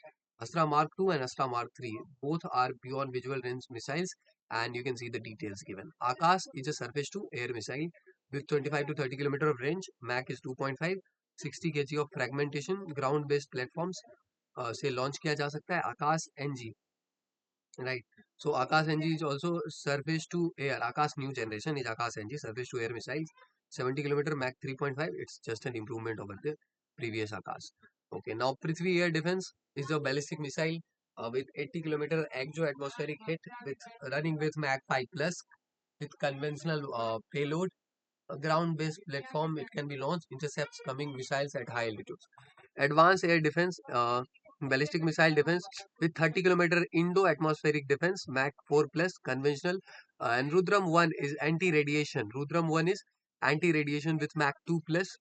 Conventional Su-30 MKI targets enemy radars and communication systems. So remember this. Nirvay is subsonic cruise missile. Nirvay is subsonic cruise, Mach 0.7. Right, ground and air launched, so it can be launched, nearby can be launched from ground and air. Okay, so so you remember that it can be launched from ground and it can be also launched from air. Nearby Python 5 is short range air to air missile. Python 5. Okay, Derby is beyond visual range air to air missile. Derby missiles. Spy 2000 are precision guided bombs. Hammer is also precision guided bomb. Crystal Mage is air launched missile. Okay, sand stand-off anti-tank, anti-tank guided missile. Hemina is anti-tank guided missile. Okay. Now, if I move on to a new kind of warfare, which is the electronic warfare, which essentially means that you are trying to damage the radars of the enemy, right? And misleading the radars, disabling them to get any information about your location, right? So once you damage the radar, the missiles cannot be work properly. Right? It's all about location. Electronic warfare. Aircrafts of the Indian Force, DRDO Netra, AEWNC Airborne Early Warning and Control System. So this is that aircraft fixed on Embraer ERJ-145. Okay, a role is early warning, surveillance, and control. Electronic warfare support features AESA radar, active electronically scanned array radar, communication jamming, and signals intelligence. So, active electronically scanned array. Believe A50EI Falcon AVAX platform is illusion. This okay. So Gulfstream 3 Elint aircraft. So these are the aircraft in which are using these technologies. MiG-25R for reconnaissance. Su-30 MKI is also EW suit equipped. Rudra advanced light helicopter is also equipped with electronic warfare system. Jaguar Daring 3 EW variant. Okay, so these are for electronic warfare. Now again, this is a summary of the air-to-air missiles that we are having. Astra Mark 1 is air-to-air beyond visual range. Mark 2 is also beyond visual range. Python 5, right? So short range air-to-air missile R-73, R-77, Mika, right? Apart from this is Meteor, Derby. All these are air-to-air missiles, and there is a list of platforms on which these missiles are used. Okay, and the guidance systems is active radar seeker. Some are infrared guided, some are multimode seeker, some are advanced radar seeker, some are active radar guided. Now air to ground missiles. If I talk about now, we'll be focusing on the air to ground missiles. So what are these air to ground missiles? So BrahMos A, which is a supersonic variant, range is 290 to 450 kilometer. This is guidance system that is used is inertial GPS plus Sika. Rudram 1 is anti-radiation, range is 200 km. It is passive homing seeker. Nirvay is a subsonic cruise missile, 1000 to 1500 km is the range, terrain hugging and GPS guided. KH-59 is cruise 285 km TV guided. Okay. KH-31P is anti-radiation 110 km passive radar homing is the technology that it is used to guide itself. So for example, let us say this technology active radar guided means you need not to guide the missile, it itself is having a radar which is constantly picking up signals during the course of the journey and guiding itself. Alright. Now, if I talk about the bombs, Spice 2000 is a spicy bomb, which is a precision guided bomb, GPS like geo guided. Mirage 2000 is using it. Hammer is a precision guided bomb. Sudarshan is a laser guided bomb, short range laser seeker. This is Su-30 MKI, which is using this. Okay. Now, if I tell you about the surface to air missiles, which is Akash, medium range surface to air missile with range 32 km. For example, an aerial target you see, you need short range to destroy it. Once it is near, you can just hit it beyond a safe range. Let us say in a safe range, within a safe range, you can hit it. Guidance system is command guidance ground based. Akash new generation, these are all surface to air missiles. Spider is surface to air missile. Barak is surface to air missile. It has Barak is having long range. All right, let us now quickly march on to the next things. Anti-tank missiles. Helena is an anti-tank missile, air-launched anti-tank missile. Sand is also an anti-tank missile, air-launched anti-tank missile.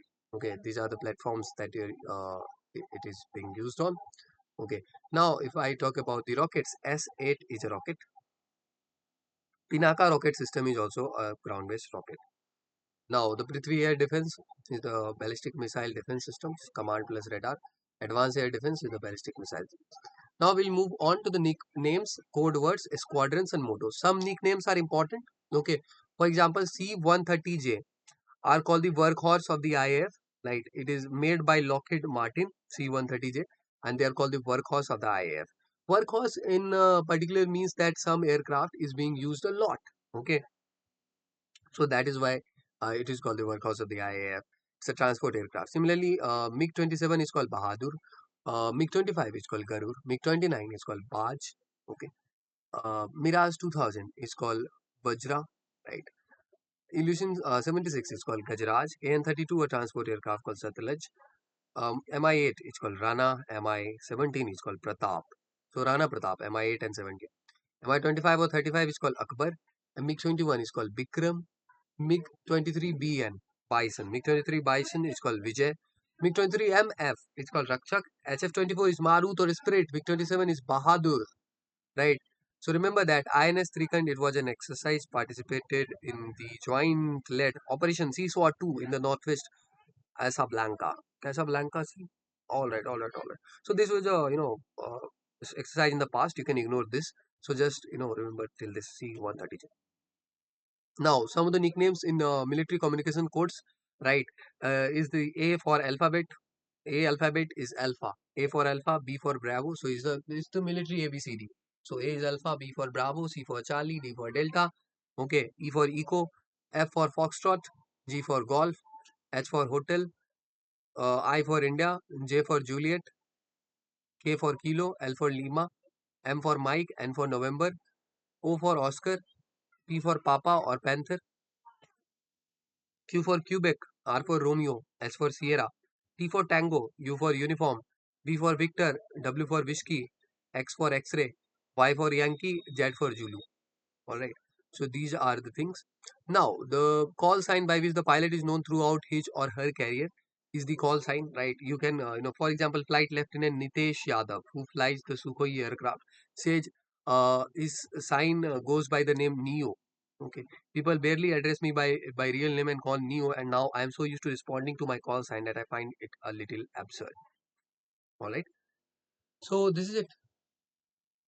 Now, let us go to the command structure. What are the commands? The Indian Air Force is divided into 5 operational and 2 functional commands. An air officer commanding in chief with the rank of air marshal. Okay, this is the rank. Air marshal is the rank, and this is the post. Air officer commanding in chief is the post. Air marshal is the rank. Heads each command. The purpose of an operational command is to conduct military operations using aircraft within its area of responsibility. Aside from the training command at Bangalore, the primary flight training is done at the Air Force Academy Dundigal, followed by operational training at various other schools. Now, let me show you the list. Operational commands are 5 in number. Central Air Command at Allahabad, Eastern Air Command, Shillong, Meghalaya, Southern Air Command, Thiruvananthapuram, Kerala, Southwestern Air Command in Gandhinagar, Gujarat, and Western Air Command in New Delhi. A functional command, the role of a functional command is to maintain, reign, and administer the Air Force. The various commands are Training Command in Bangalore and Maintenance Command in Nagpur. Now, if I go and tell you about the wings, what is a wing? So you might have, heard of this post called wing commander. Okay, so then what is a wing? So wing is basically a formation. It generally consists of 2 or 3 IF squadrons. So if you are commanding 2 or 3 squadrons in the IF, then you are called a wing commander. And helicopter units along with forward base support units. 2 or 3 IF squadrons and helicopter units along with forward base support units. The group captain typically command wings, and in all there are 47 wings. So it is so a wing is commanded by okay, a wing is commanded by your a group captain post. Okay, in all there are 47 wings and 19 forward base units in the IAF. Squadrons and units. Squadrons are the field units attached to a station. So if there is an air force station, then a squadron is a field unit attached to an station. For example, number 2 squadron is located at Ambala. Thus, a flying squadron or unit of an Air Force station carries out the primary task of the IF. A fighter squadron consists of 18 aircraft. All fighter squadrons are headed by a commanding officer of the rank of wing commander. Okay, so squadrons are, they are commanded by a wing commander. So a squadron can have 18 aircraft. Flights are subdivisions of squadrons commanded by a squadron leader. Each flight consists of 2 sections. Now, if I talk about sections, the smallest unit is the section led by a flight lieutenant. Each section consists of 3 aircraft. All right. Then next to it, we will be discussing about the various nicknames and code words of the various squadrons that are there. So, for example, if I talk about the number 1 squadron, they are known as the Tigers. They are a part of Central Air Command, and they were first activated in 1933. Their base is in Maharajapur Air Force Station, Madhya Pradesh, and this is Mirage 2000. So now you can just have a look at all of other things. Winged Arrows is number 2 squadron in Tezpur, Assam. They fly Su-30 MKI in Tezpur, right? Number 3 squadron called Cobras in Rajasthan, flying MiG-21, which will obviously are now being phased out. Number 4 squadron are Urials, and Uttarlay Air Force Station, they are flying Su-30 MKI. Number 5 squadron called Tuskers, Ambala, Punjab, flying Jaguars. Number 6 squadron Dragons, they are flying Jaguars, right? Now, before we really move on, let me also give you a broad overview about the rank structures as it stands now in the Indian Air Force. So if you join as an officer, you join at the rank of the flying officer, right? Then you become flight lieutenant, then a squadron leader, then wing commander, then group captain. Then you move on to air commodore, air vice marshal, and air chief marshal, right? So on the shoulder, if you can see these ranks. Three stripes is a wing commander, right? Four stripes is a group captain, right? Then air commodore. So all of these things. And in if you join as an airman, you will start as aircraftsman, leading aircraftsman, corporal, sergeant, junior warrant officer, master warrant officer. All right. So lieutenant, captain, major, lieutenant colonel, colonel, brigadier, major general, lieutenant general, general, and field marshal. So this is in Indian Army. And as a sepoy, lance nayak, nayak, havaldar, company quartermaster, naib subedar, subedar, and subedar major. Okay. Now, similarly in Navy, if you join as sub-lieutenant, become lieutenant, lieutenant commander, commander, then captain, you become commodore, rear admiral, vice admiral, admiral, and admiral of the fleet. This is your rank. Remember, this is not the post; these are the ranks. Okay. Now, let me take you to the Air Warrior Code, right? So, the squadrons that I showed you are only the important squadrons that I showed you. I will, you should be remembering about the important squadrons, and we will see after this Air Warrior Code, we'll be focusing on other squadrons. So, let us read this Air Warrior Code. Okay. First is irrespective of rank, appointment, or branch or trade. As an IAF person, I am foremost an air warrior. Whatever my rank is, whatever appointment or branch or trade, right? Whatever I am into. As an IF person, I am foremost an air warrior, nothing else, right? You must relate that you are an air warrior. In every act and deed, the air warrior places the security and honor of the country above everything else. The air warrior always volunteers for the toughest tasks. In order, the air warrior undertakes the assigned mission unflinchingly and endeavors to complete it to the best of his ability, regardless of consequences to his safety. The air warrior upholds the high traditions of the IAF and always strives to bring credit to his country and service. Professionally and otherwise, the air warrior pursues excellence in whatever he or she does or supervises. The air warrior is always honest and lives up to the trust placed him in her by the service and the country. The air warrior keeps physically fit and mentally agile. When in command or in charge of subordinates, the air warrior leads with due concern for their safety and welfare and is prepared to do what he or she expects of them. The air warriors is impeccably turned out and by his bearing and conduct strives to be a role model for others. Right. So this is how he behaves. In the way he's turned out, he's impeccable, and by his bearing and conduct, he strives to be a role model for others. Okay. Now, number 7 squadrons continued his battle axis, and again AFS Madhya Pradesh. Number 8 squadron, 8 pure shots, Bareilly AFS, right?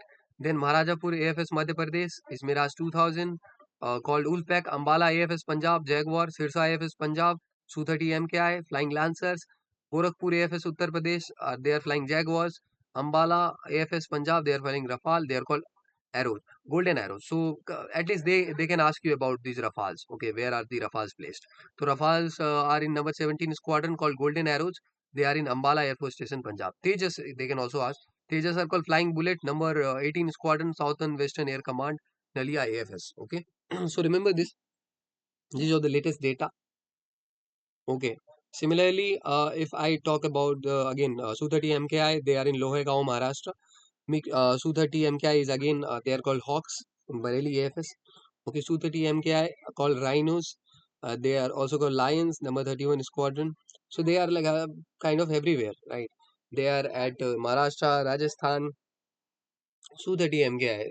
Okay, so you'll find them Maharashtra, Rajasthan. You'll find them in Assam. You'll find them in Punjab. So they are pretty much everywhere.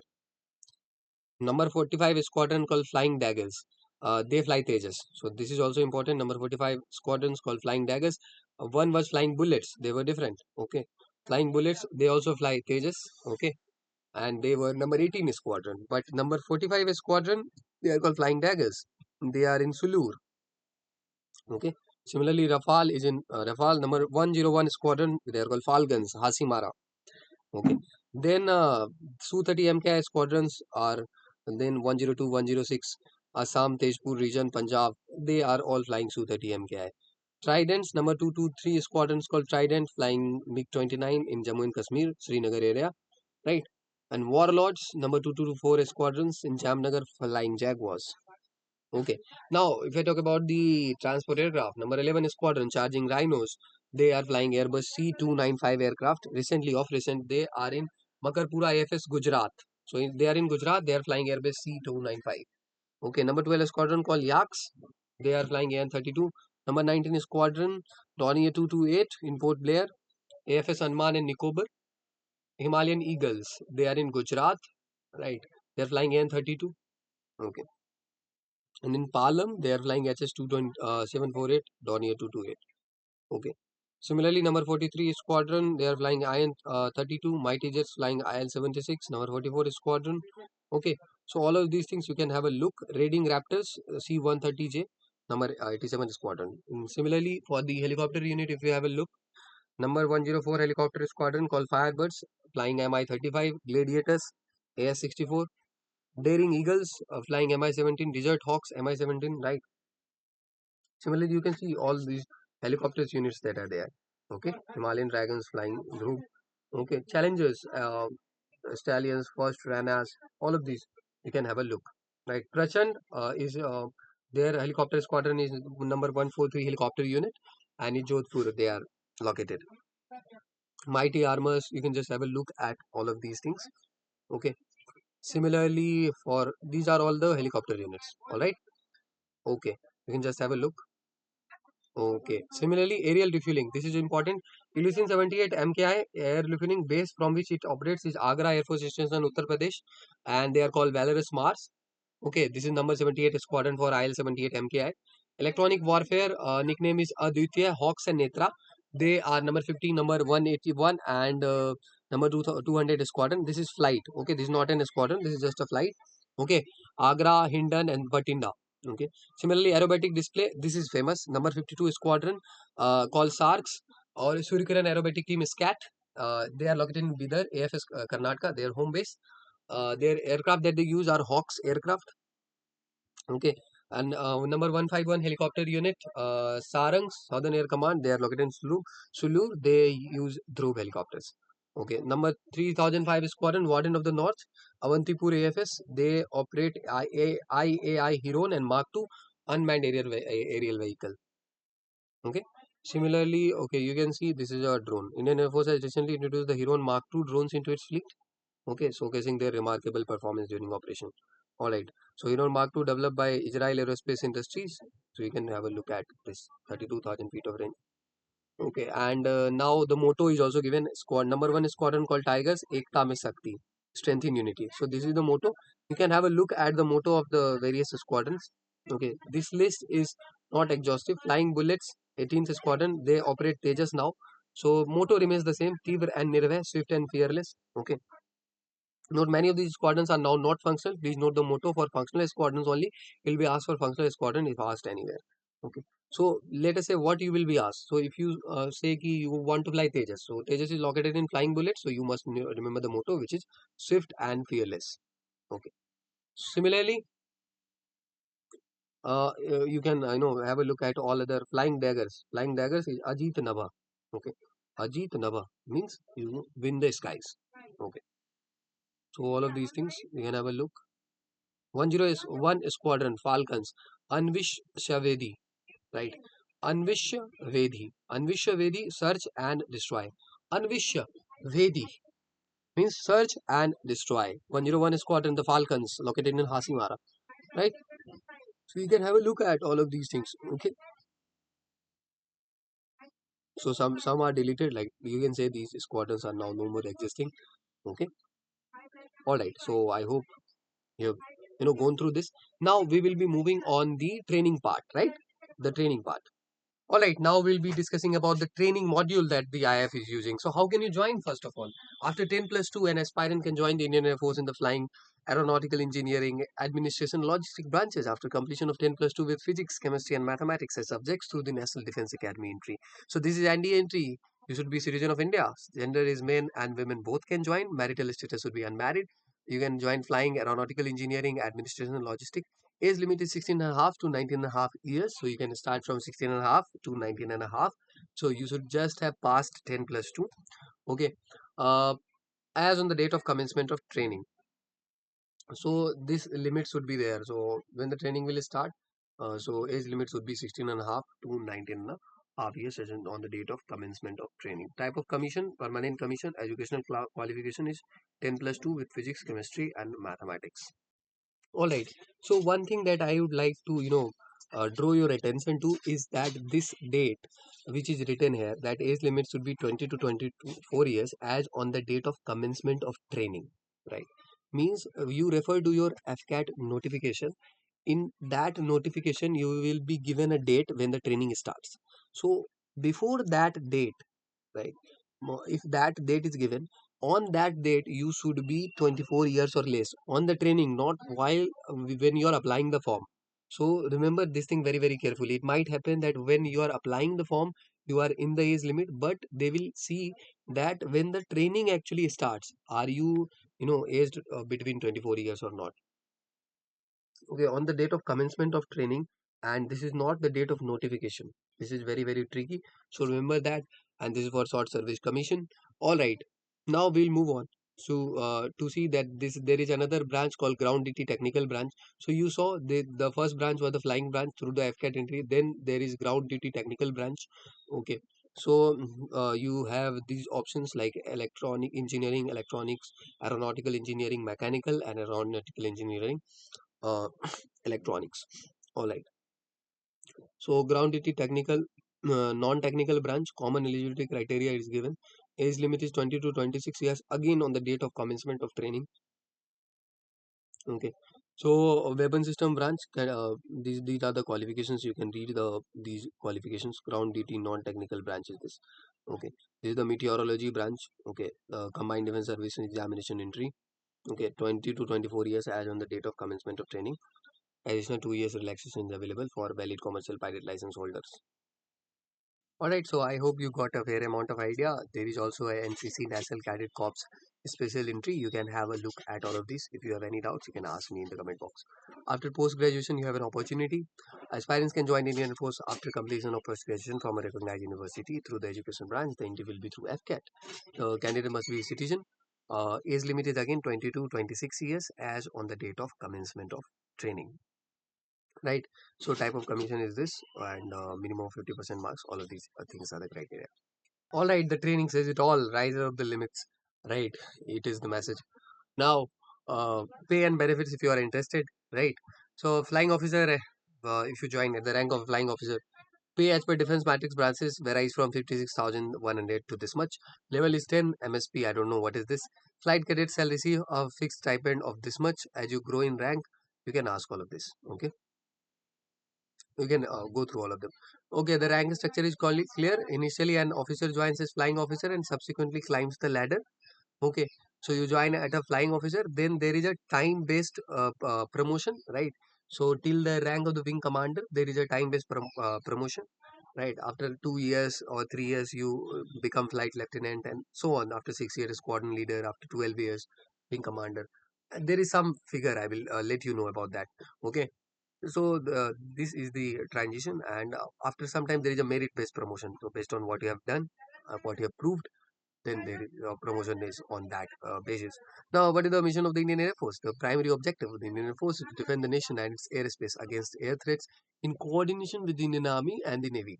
The second purpose is to assist civil power during natural calamities and internal disturbances. So they will also assist civil power during natural calamities and internal disturbances.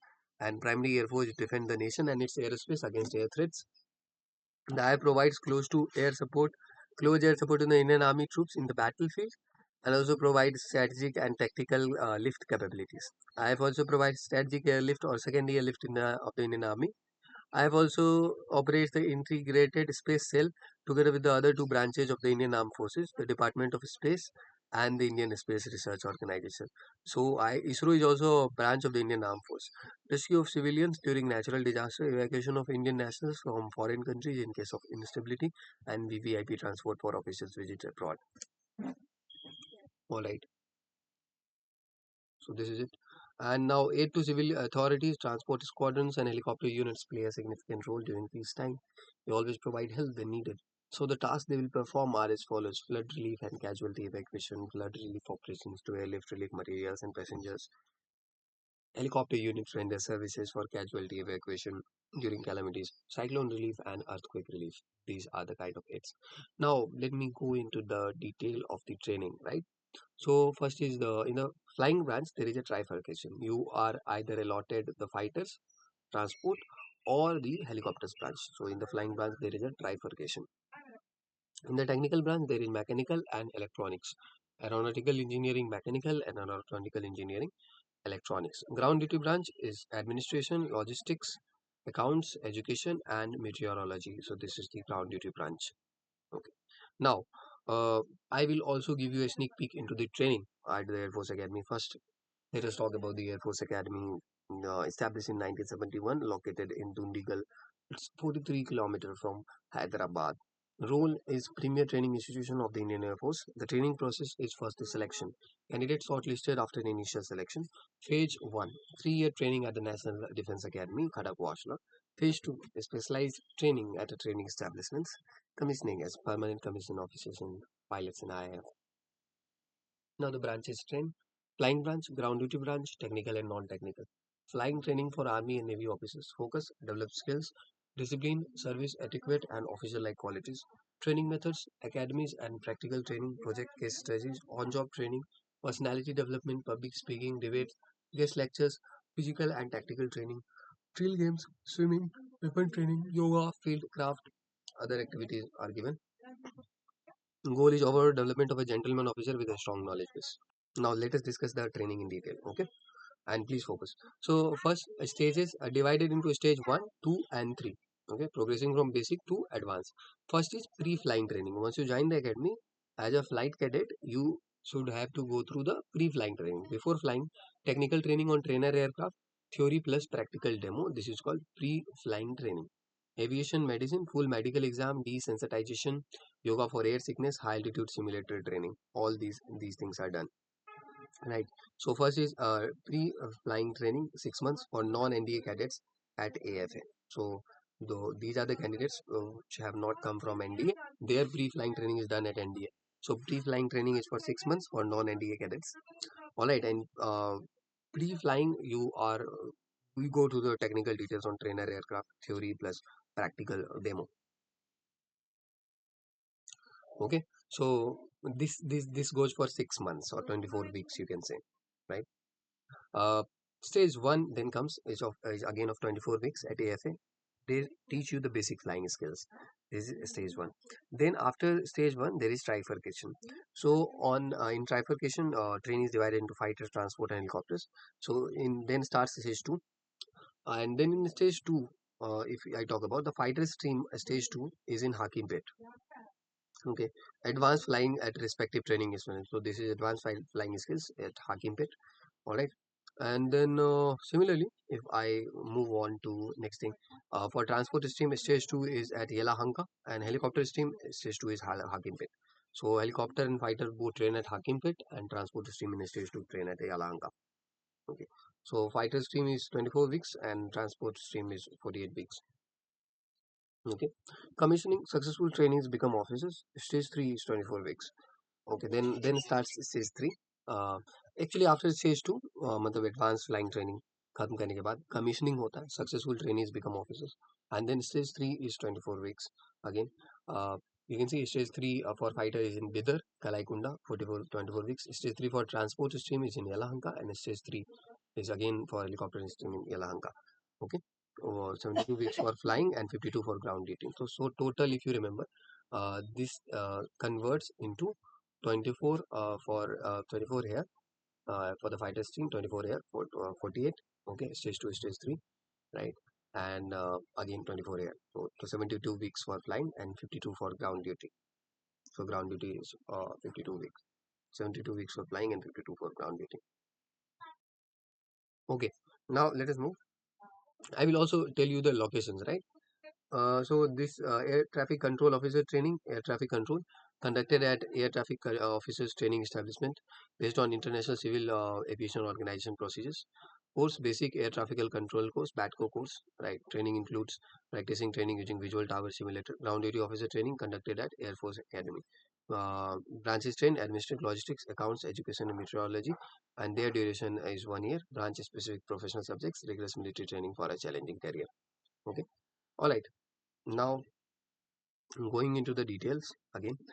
Flying training is provided to pilot trainees from National Defense Academy, the National Cadet Corps, or directly from universities. Training other than NDA cadets are first sent for pre-flying training at AFA for 6 months before commencing Stage 1 training.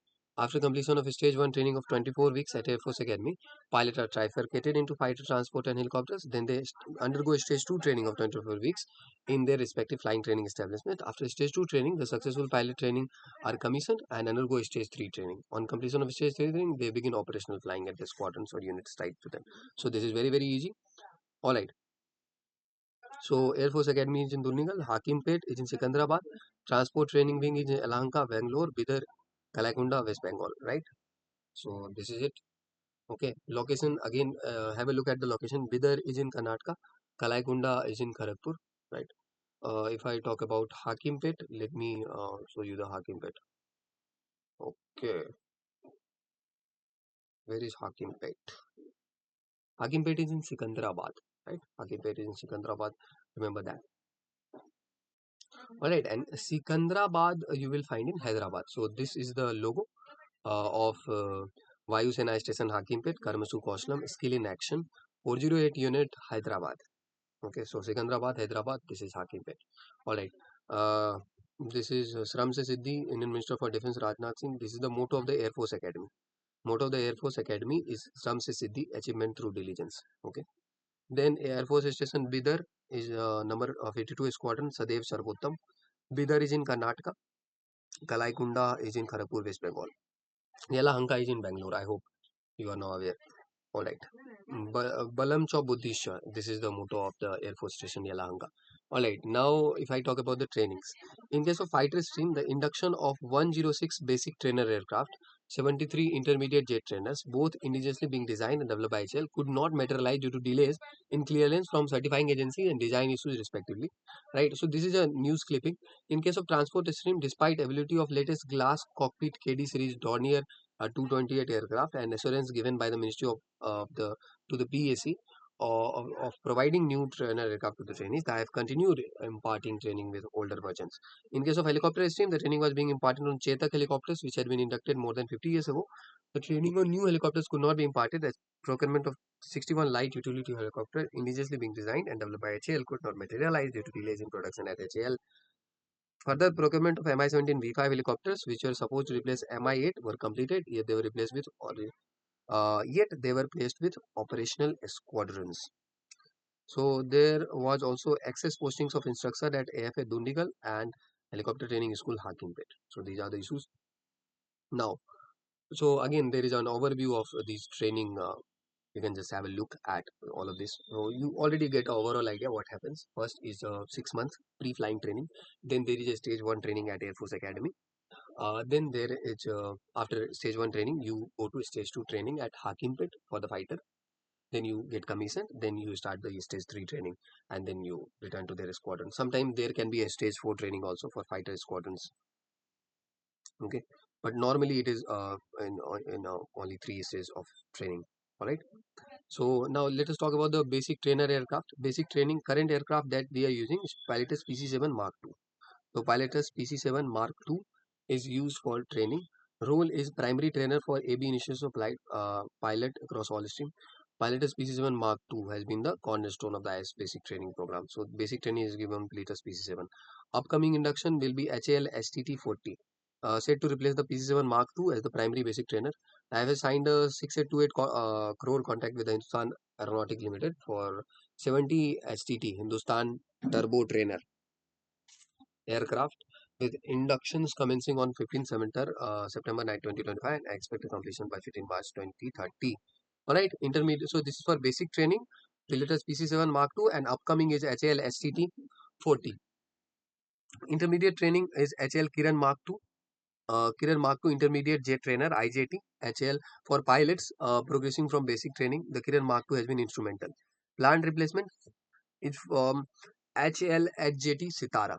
So this will replace. I plan to retire the Kiran aircraft starting in 2025 with the Sitara expect to enter service subsequently. So HLHJT 36. Currently it is piloted PC-7 Mark II, HL Kiran Mark II. In advanced aircraft base system, Hawk Mark 132, it is for advanced training, Hawk Mark 132. Transport piloted PC-7 Mark II for transport stream. In helicopter stream, training is being given on HL Chetak and HL Cheetah. Right. Operational conversion, fighter stream, aircraft HAL Tejas trainer role operational conversion for fighter pilots transitioning to frontline aircraft. Okay, so this is for operational conversion. HAL Tejas trainer is also there. Tejas trainer is to familiarize pilots with the Tejas light combat aircraft systems and performance. Right. So all of these in helicopter stream, advanced helicopters such as the HAL Dhruv for the operational conversion, aircraft, various transport aircraft include the Dornier 228 and AN-32. This is for the operational conversion. Now, if we move on, so look at the training. What happens actually? Intensive selection process, toughest screening. The if I take you now, pay a lot of attention at this. Okay, at this juncture, this becomes very important. So there is an intensive selection process, the toughest screening. Selection starts with the FCAT, Air Force Common Admission Test, or NDE, National Defense Academy entry, followed by the Services Selection Board, which is a selection rate of less than 2 to 3%. Candidates then undergo a medical examination at the Institute of Aerospace Medicine, Bangalore, where even minor vision or physical fitness issues can lead to rejection. Okay, only a handful from thousands of applications make it to actual fighter pilot training. Stage-wise pilot training, 3 stages, increasing in complexity.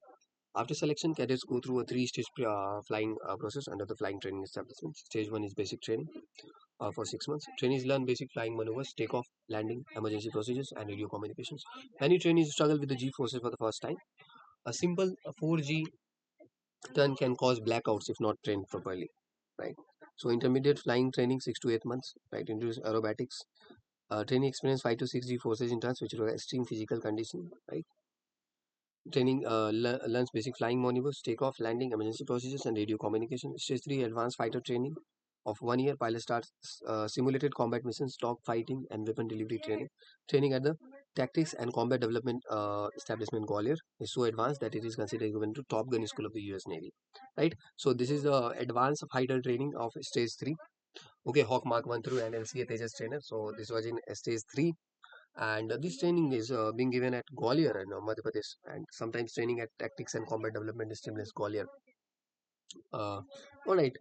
So surviving in high G environment, fighters just like Su-30, they are, you know, bound to give you the high G environment. Okay, complex aerial combat simulations, dogfights and air combat. In advanced training, pilots engage in beyond visual range and within visual range combat using simulators and real aircraft. IAF's dissimilar air combat training pits Su-30 MKI against Tejas, Mirage 2000s or Rafales to improve adaptability. Night flying and carrier operations, extremely high risk. Pilots train for low visibility night missions using night vision goggles and complex air-to-air refueling. Landing a fighter jet on an aircraft carrier like INS Vikrant at night is considered one of the hardest tasks in aviation. Endurance and survival training beyond flying.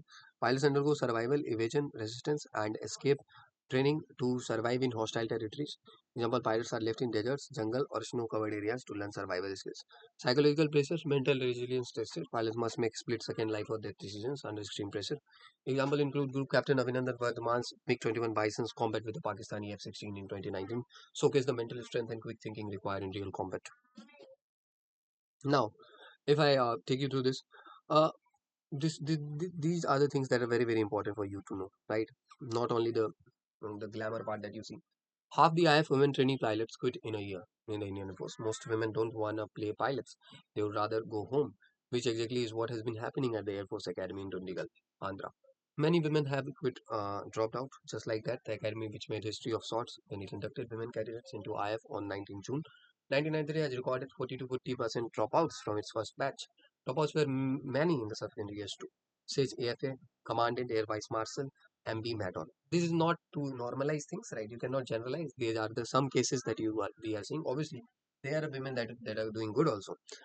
Just two of the women pilots selected for the sixth short service commission course would get their wings at the combined graduation ceremony on June 21. Normally, the dropouts are within the first 20 hours of flying. They're not able to cope with the training and so aptitudinal problems. Means you have to have some aptitude. You know what is meant by aptitude? When I am showing you a turn coordinator and altimeter, a vertical speed indicator, or any new device, you should have that aptitude to learn that and to react on that, right, as fast and grasp things quickly and apply it. The dropouts, however, Madon Hastings, that was not confirmed to win trainings alone, cadets of the other gender to pack up sometimes, but we have been able to meet our requirements. The two-pronged training process of the AFA is attuned to the IAF goals of attaining glorious height in the skies. After 80 hours of basic flight training, 55 hours are dual and the rest solo. The cadets are trained on basic skills on jet and piston engine aircraft. Then after systematic screening, selected service pilots are put through first stage of advanced flight training, 95 hours of flying, of which 47 are solo. In the second stage, pilots are trained in night flying. Okay, so you see what is happening. 80 hours of basic flight training, 55 hours are dual and the rest solo. The cadets are trained on basic skills on jet and piston engined aircraft. Then after systematic screening, selected service pilots are put through the first stage of advanced pilot training. So you see some sorties are, basic 80 hours of basic flight training, 55 hours are dual. Then these aircraft are propeller driven aircraft, right? Basic training, pilotus PC-7 Mark II. Okay. And then after that, you are introduced with the jet aircraft, like the Kiran aircraft. Okay. And then for the advanced flight training, after systematic screening, you are, you know, jet and piston engine aircraft. Okay, after that. Then after systematic screening, selected service pilots are put through first stage of advanced training and night flying. Second stage, pilots are trained in the night flying. Alright.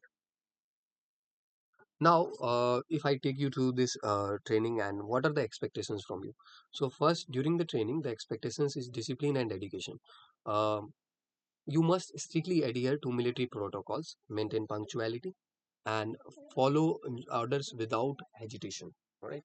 So this is one thing that is asked of you. All right. So discipline and dedication, if I talk about expectations from a trainee fighter pilot, is they must strictly adhere to military protocols, maintain punctuality, and follow orders without hesitation. So strictly adhere to military protocols, maintain punctuality, and follow orders without hesitation. Physical fitness required is to maintain high endurance, stamina, and agility to withstand high G maneuvers up to 9G. Must pass regular fitness tests. Medical standards should have perfect vision 6 by 6 or within acceptable limits, good hearing, and no cardiovascular or neurological issues. Maintain resilience. So you should have the ability to make split second decisions under extreme pressure, handle emergency situations, and adapt to high stress combat scenarios. So when you're applying, right, you need not to, just fantasize things. Apply it with seriousness, sincerity. You see what is being asked of you. Okay, so you cannot be loose. It is just a job. It's not a job. It's a way of life. It is demanding. It requires a lifetime of commitment. All of these things that are on your screen, it need to be worked on. Whatever are the controllables, right? Whatever you can control to the best of your abilities, you should be working on so that you make the cut, right? This branch is for the people who are a cut above. Aerodynamics and theory, strong grasp of principles of flight, aircraft mechanics, navigation, and meteorology, must score well in theoretical tests. Flying skills, develop proficiency in basic takeoff, landing, and maneuvering in a pilotus PC-7 Mark II or equivalent trainer aircraft. Basic takeoff, landing, and maneuvering a pilotus PC-7 Mark II. Okay, cockpit familiarization, learn all switches, controls, instruments, and emergency procedures in the aircraft's cockpit. And communication radio handling, master RT radio telephony, discipline, follow ATC air traffic control instructions and use proper radio protocols. So this is one thing that you need to master on radio telephony. Now situational awareness. Maintain constant spatial awareness, understand enemy threats and react instinctively in fast moving situations. G-force endurance. Train in G-force simulators and learn anti-G training maneuvers to resist blackouts during high speed turns. Simulated combat training. Engage in mock dogfights, formation flying, and emergency drills under instructor supervision. Weapons and combat training. Learn weapon systems, missile lock-on procedures, and bombing techniques in later training phases. Survival skills. Undergo survival, evasion, resistance, and escape. SERE, which is survival, evasion, resistance, and escape. Training in case of emergency ejection over hostile terrain. Okay. Teamwork and coordination. Work with flight instructor, ground crew, and fellow pilots to develop mission planning and coordination skills. Endurance for long missions. Train for long duration sorties, including air-to-air refueling and night flying operations. Emergency handling. Master ejection procedures, flame out landings, and handling system failure with calm and precision. Okay. So you see the physical fitness challenges that are there in during the training at the academy. So if you join the Air Force Academy during the training, what challenges you will face? Cadets undergo grueling PT, obstacle courses, long runs, and endurance training daily. 10-kilometer run, swimming tests, high intensity workouts in extreme weather conditions. When I say high intensity, I mean it. Mental toughness, constant stress from intense schedules, lack of rest, and mental pressure to excel. Sleep deprivation due to the early morning drills, 4 a.m. you have to wake up, and late night studies. Flying training, steep learning curve in handling aircraft maneuvers, G forces, and emergency drills. Cadet experience G induced loss of consciousness if not conditioned properly. Aerodynamics in theory must master aviation physics, navigation, aircraft systems, and combat tactics. Failure to grasp technical subjects can lead to relegation or removal from flying branch. G-force endurance must resist 9G forces in fighter jets, which can cause blackouts or loss of consciousness. Centrifuge training at IAF Bengaluru, where many cadets struggle to pass initially. Weapons and combat training, training in air-to-air combat, bombing runs, and advanced tactics. Simulated dogfights require extreme focus and reflexes under high-stress conditions.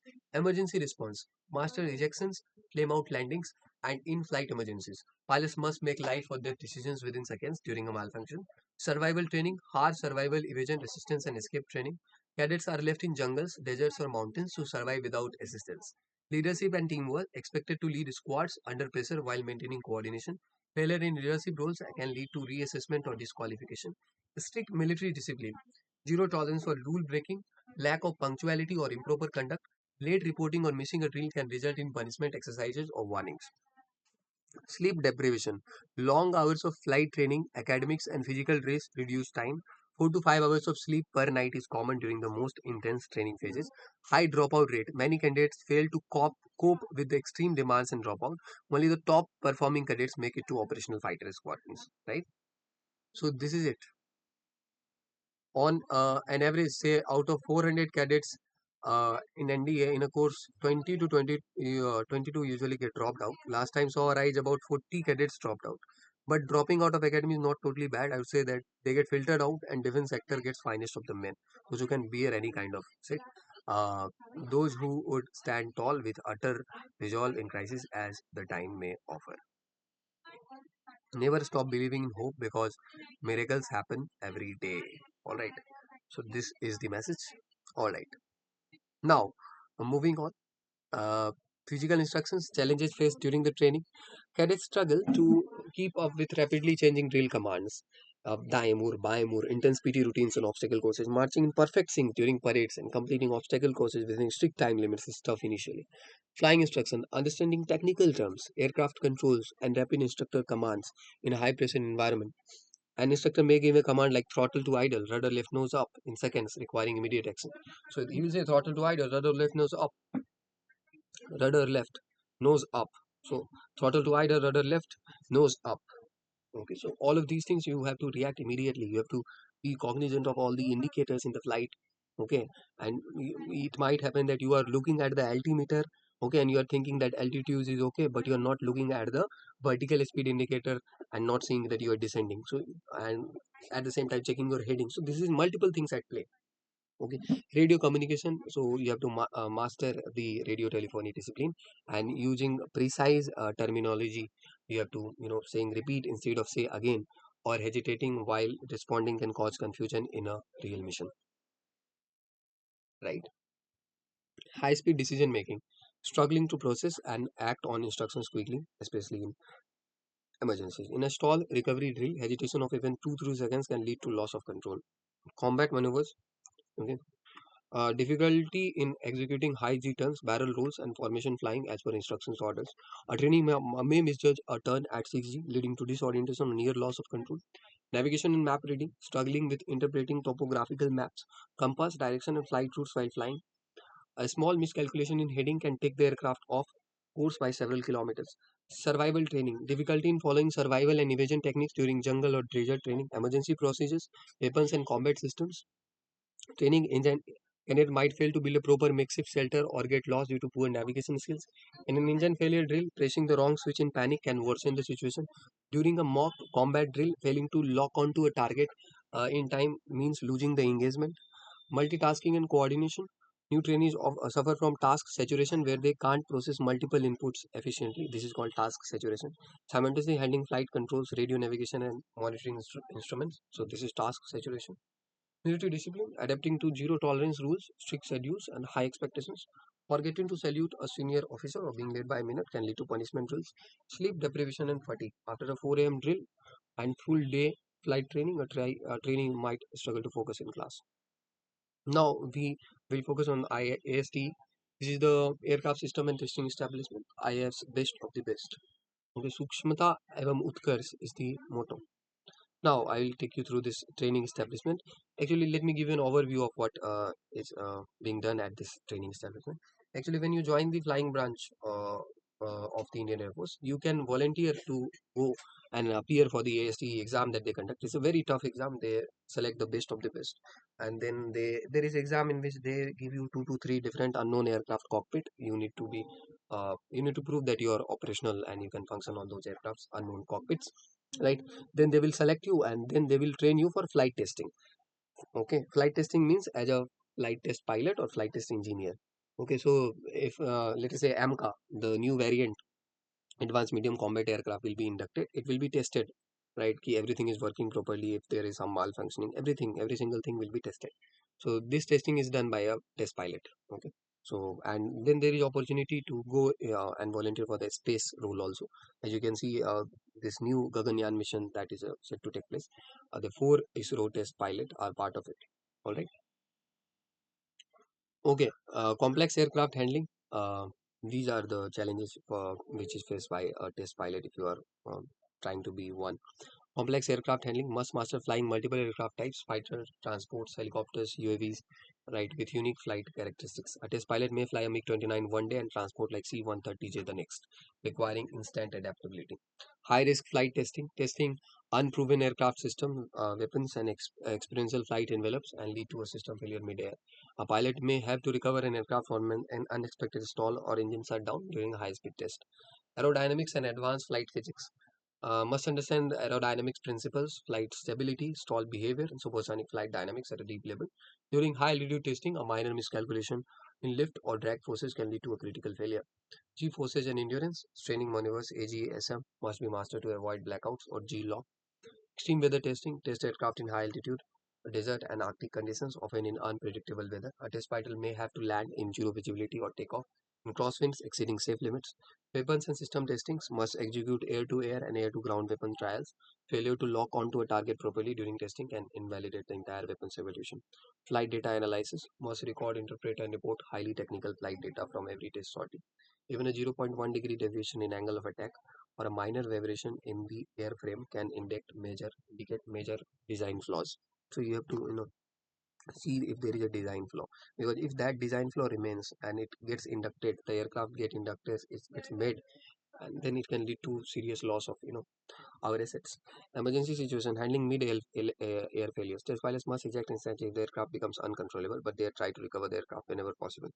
Night and low visibility operation. Test new night vision systems.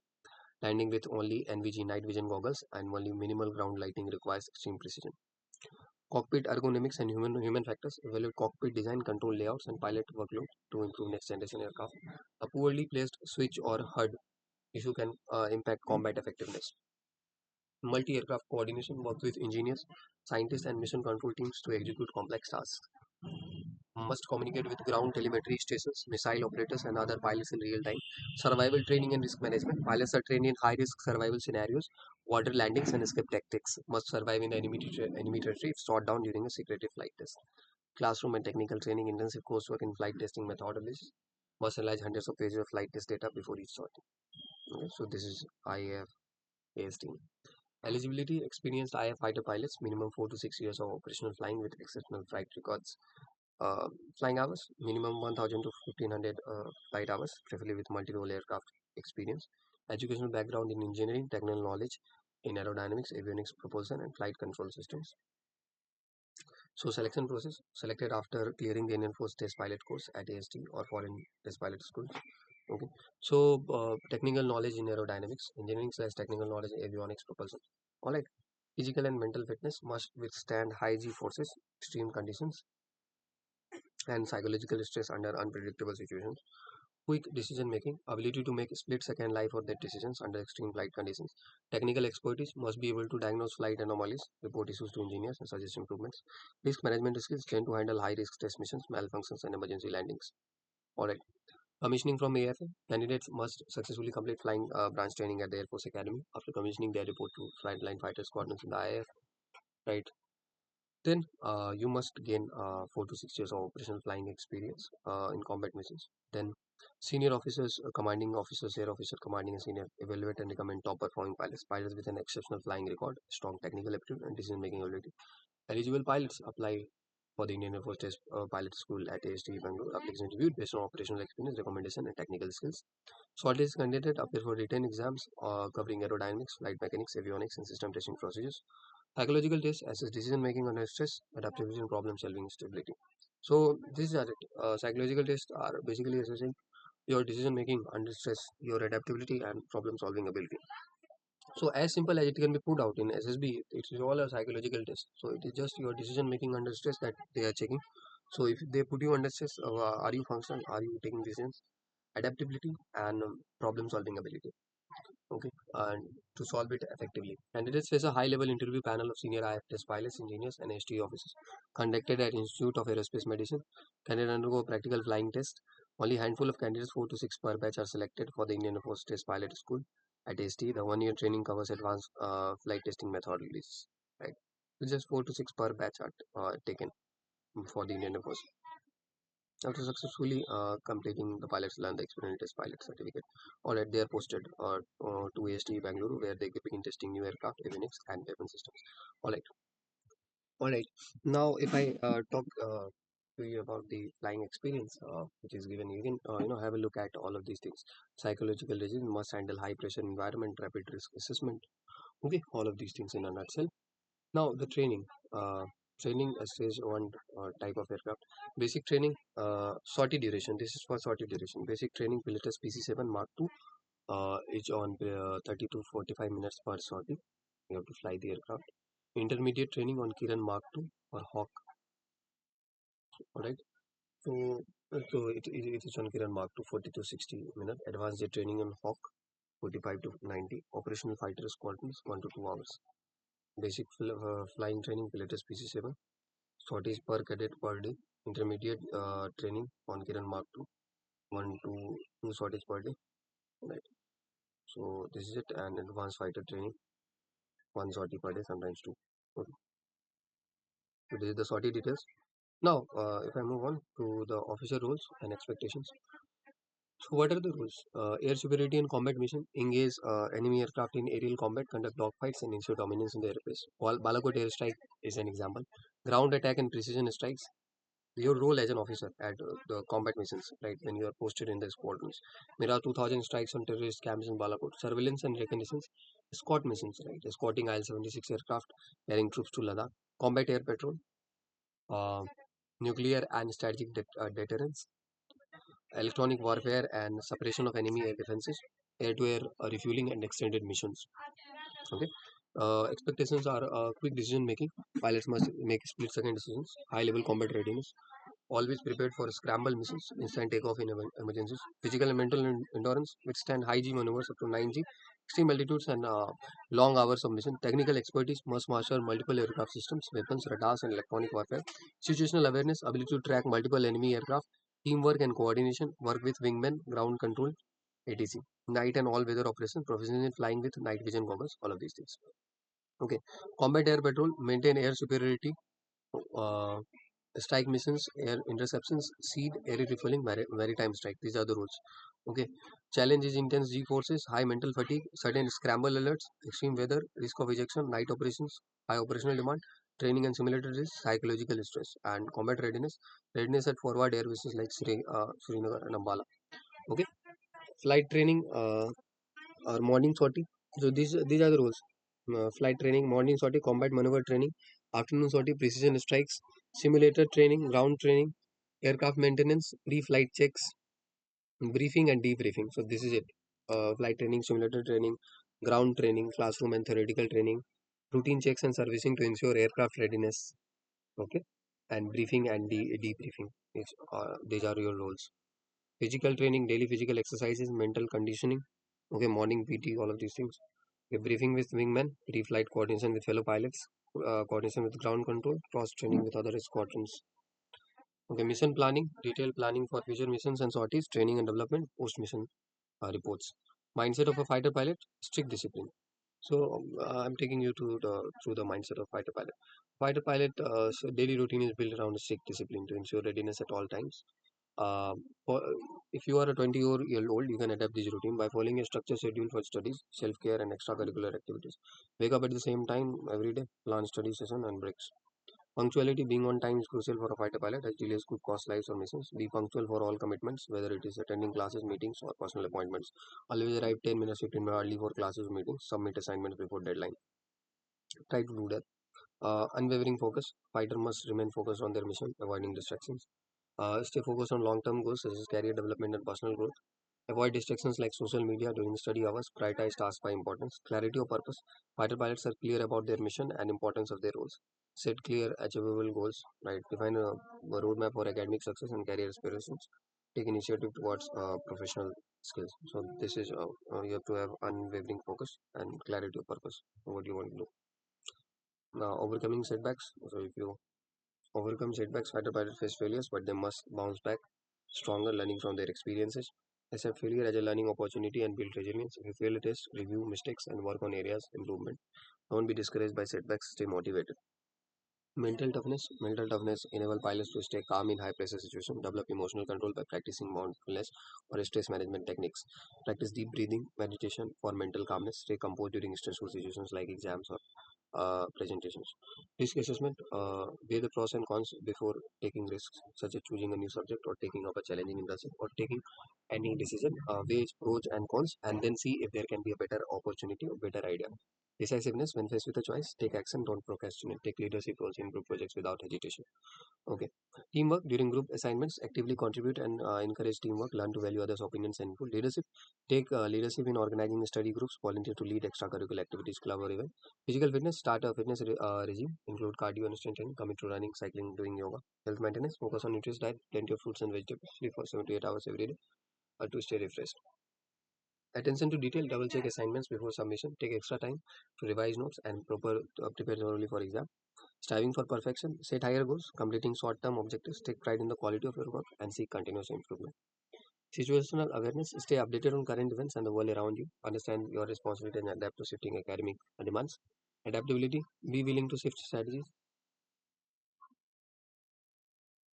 Striving for perfection, set higher goals after completing short-term objectives, take pride in the quality of your work and seek continuous improvement. Situational awareness, adaptability, be willing to shift strategy if a study technique or life goal isn't working. Stay open to learning new skills and adopting new techniques. So willing to adapt, right? Current status and challenges if I talk about the IAF. Aircraft fleet, the IAF operates a mix of indigenous and foreign-made aircraft including Su-30, Rafale, Tejas, Mk1 and MiG-29. Limited fleet numbers, a gap between induction and retiring aircraft, delay in Tejas Mk2 inductions. And HAL is also delaying the delivery of the aircraft, right? Now, missiles and weapons, technology obsolescence, older missile systems like Astra Mark 1 need upgrades. Okay. Radar and sensors, lack of indigenous SR radars for all platforms. Drone and UAV capability, limited integration with manned aircraft. Dimension, personnel and training gap, ensuring pilots and aircrew maintain provision amidst high professional tempo. Okay. Different air combat, ठीक है. Operational readiness. So you can go through this. Okay. Surveillance and reconnaissance. These are current status and challenges. Okay. Similarly, here is budget allocation, insufficient fund for complete modernization, infrastructure development, maintenance and spare parts, private sector involvement, insufficient industry collaboration, need more private sector involvement. That is what our air chief was also saying. Delayed development of cavalry engine need for foreign engines. Okay, Tejas limited invention, range weaponry, and MC program delays. Right, these are the challenges. Border tensions now, regional competition, future aircraft induction, slow pace, cyber security, vulnerable to cybersecurity attacks, cyber defense readiness found are in the initial stages, advanced air defense systems, right? Similarly, if I go there, humanitarian missions, logistical coordination, need for a better response, right? Risk management, operation in conflict zones, recruitment process, attracting talent, high stress and long hours can affect work-life balance for personnel, right? Aircraft fleet, Tejas Mark II induction plan to replace aging MiG-29s. and Mirage 2000 AMCA, right? तो development delays हुआ है उसमें, missile and weapons, radar and sensors, drone and UAV capabilities, okay, जिसमें R&D पे काम करने की जरूरत है, पर्सनल ट्रेनिंग, रिक्रूटमेंट चैलेंजेस है, अट्रैक्ट कैसे करेंगे यूथ को, ऑपरेशनल रेडीनेस के लिए, सर्विलेंस एंड रिकॉग्निशंस के लिए, फ्यूचर अगर हम बात करें IAF का, तो increase capital outlay, allocation of 1.80 trillion for modernisation in the 2025 to 26 defense budget, rupees 1.80 trillion. This is not dollars, okay. Manpower cost, okay. So these are the in future of the IAF, okay. Indigenous engine पे काम कर रहे होंगे, indigenous aircraft, you can just have a look through it, right. Private sector involvement पे border tension solve करेंगे, future aircraft indication, उसमें slow pace of acquisition है, उसमें अभी थोड़ा चैलेंज है, right. Regional competition, alright. Future aircraft inductions, okay, alright. चलिए, now if I talk about the future of the Joint Theater Command. What is the concept of Joint Theater Command? So, a unified command structure combining the three armed forces, Army, Navy, and Air Force, aims to enhance coordination, operational synergy, and effective use of resources for large-scale military operations. Joint Theater Command is structured around specific geographical areas, encompassing all military operations in that region, expected to streamline decision making, reduce redundancies, and ensure optimal coordinations. So, what is the IF's role? The Indian Air Force plays a crucial role in providing air support for joint operations, involvement in air superiority, close air support, strategic bombing, and intelligence gathering.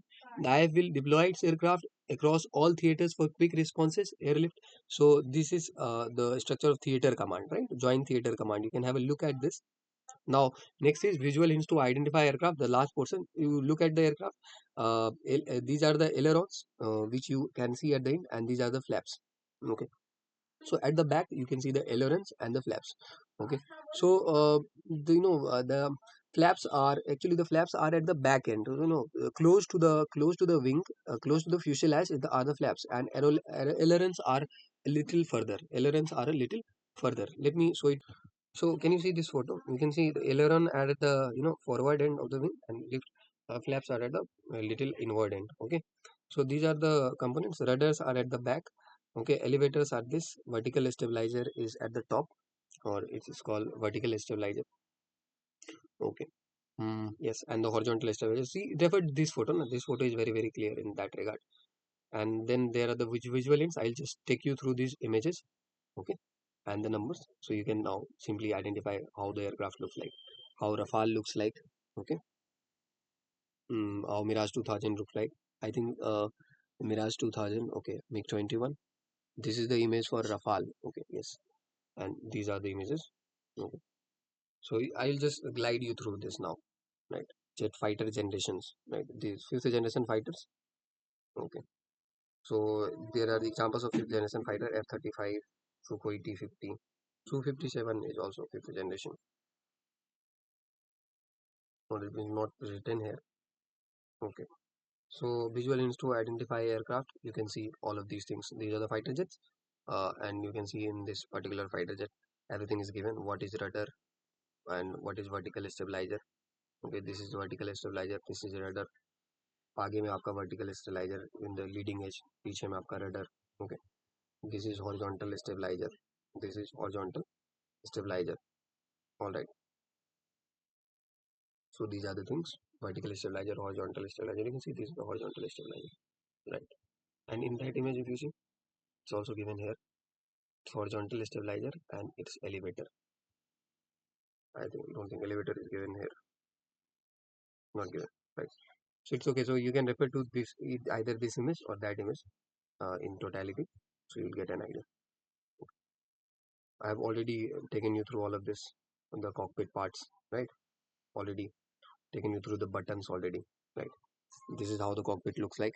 Every component I have discussed in great detail at the starting. Okay, and this helps you identify the aircraft. Let me give you a broad overview that to identify any jet, just look at the image from various 3D angles. Okay, and identify the fuel intake points, like the engine जहाँ से आपका air आता है, air intake points, right? For example, if I show you this is the air intake. Okay, these are the air intakes. So सबका air intake अलग अलग होता है. So it's some design feature जो stand out करता है. So using that you can identify. So just have a look at that and you will be able to identify. Okay, this like very important task, very unique task.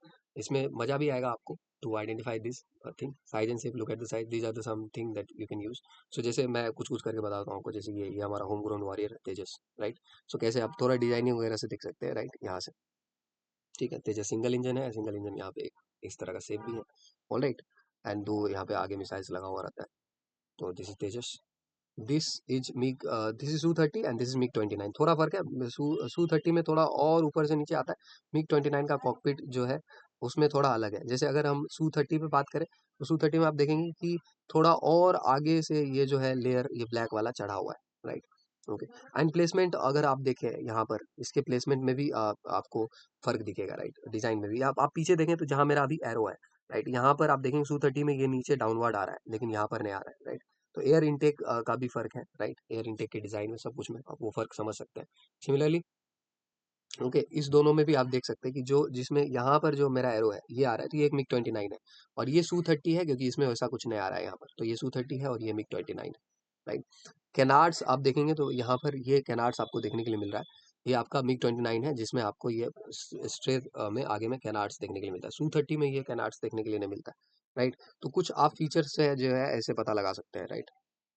तो some striking features that are there. Okay, similarly helicopter का एक list है। Okay, तो इसमें ये आपका Chinook है, ये आपका प्रचंड हेलीकॉप्टर है। तो सिमिलरली देख के आप जो है हेलीकॉप्टर्स वगैरह को पता लगा सकते हैं कौन प्रचंड है, right. So you can let me know in the comment box 1 2 3 4 5 6 7 8 9 10 11 12 कौन कौन सा हेलीकॉप्टर है, let me know in the comment box, right. These are the controls I already told you, Su-30 और मिग 29।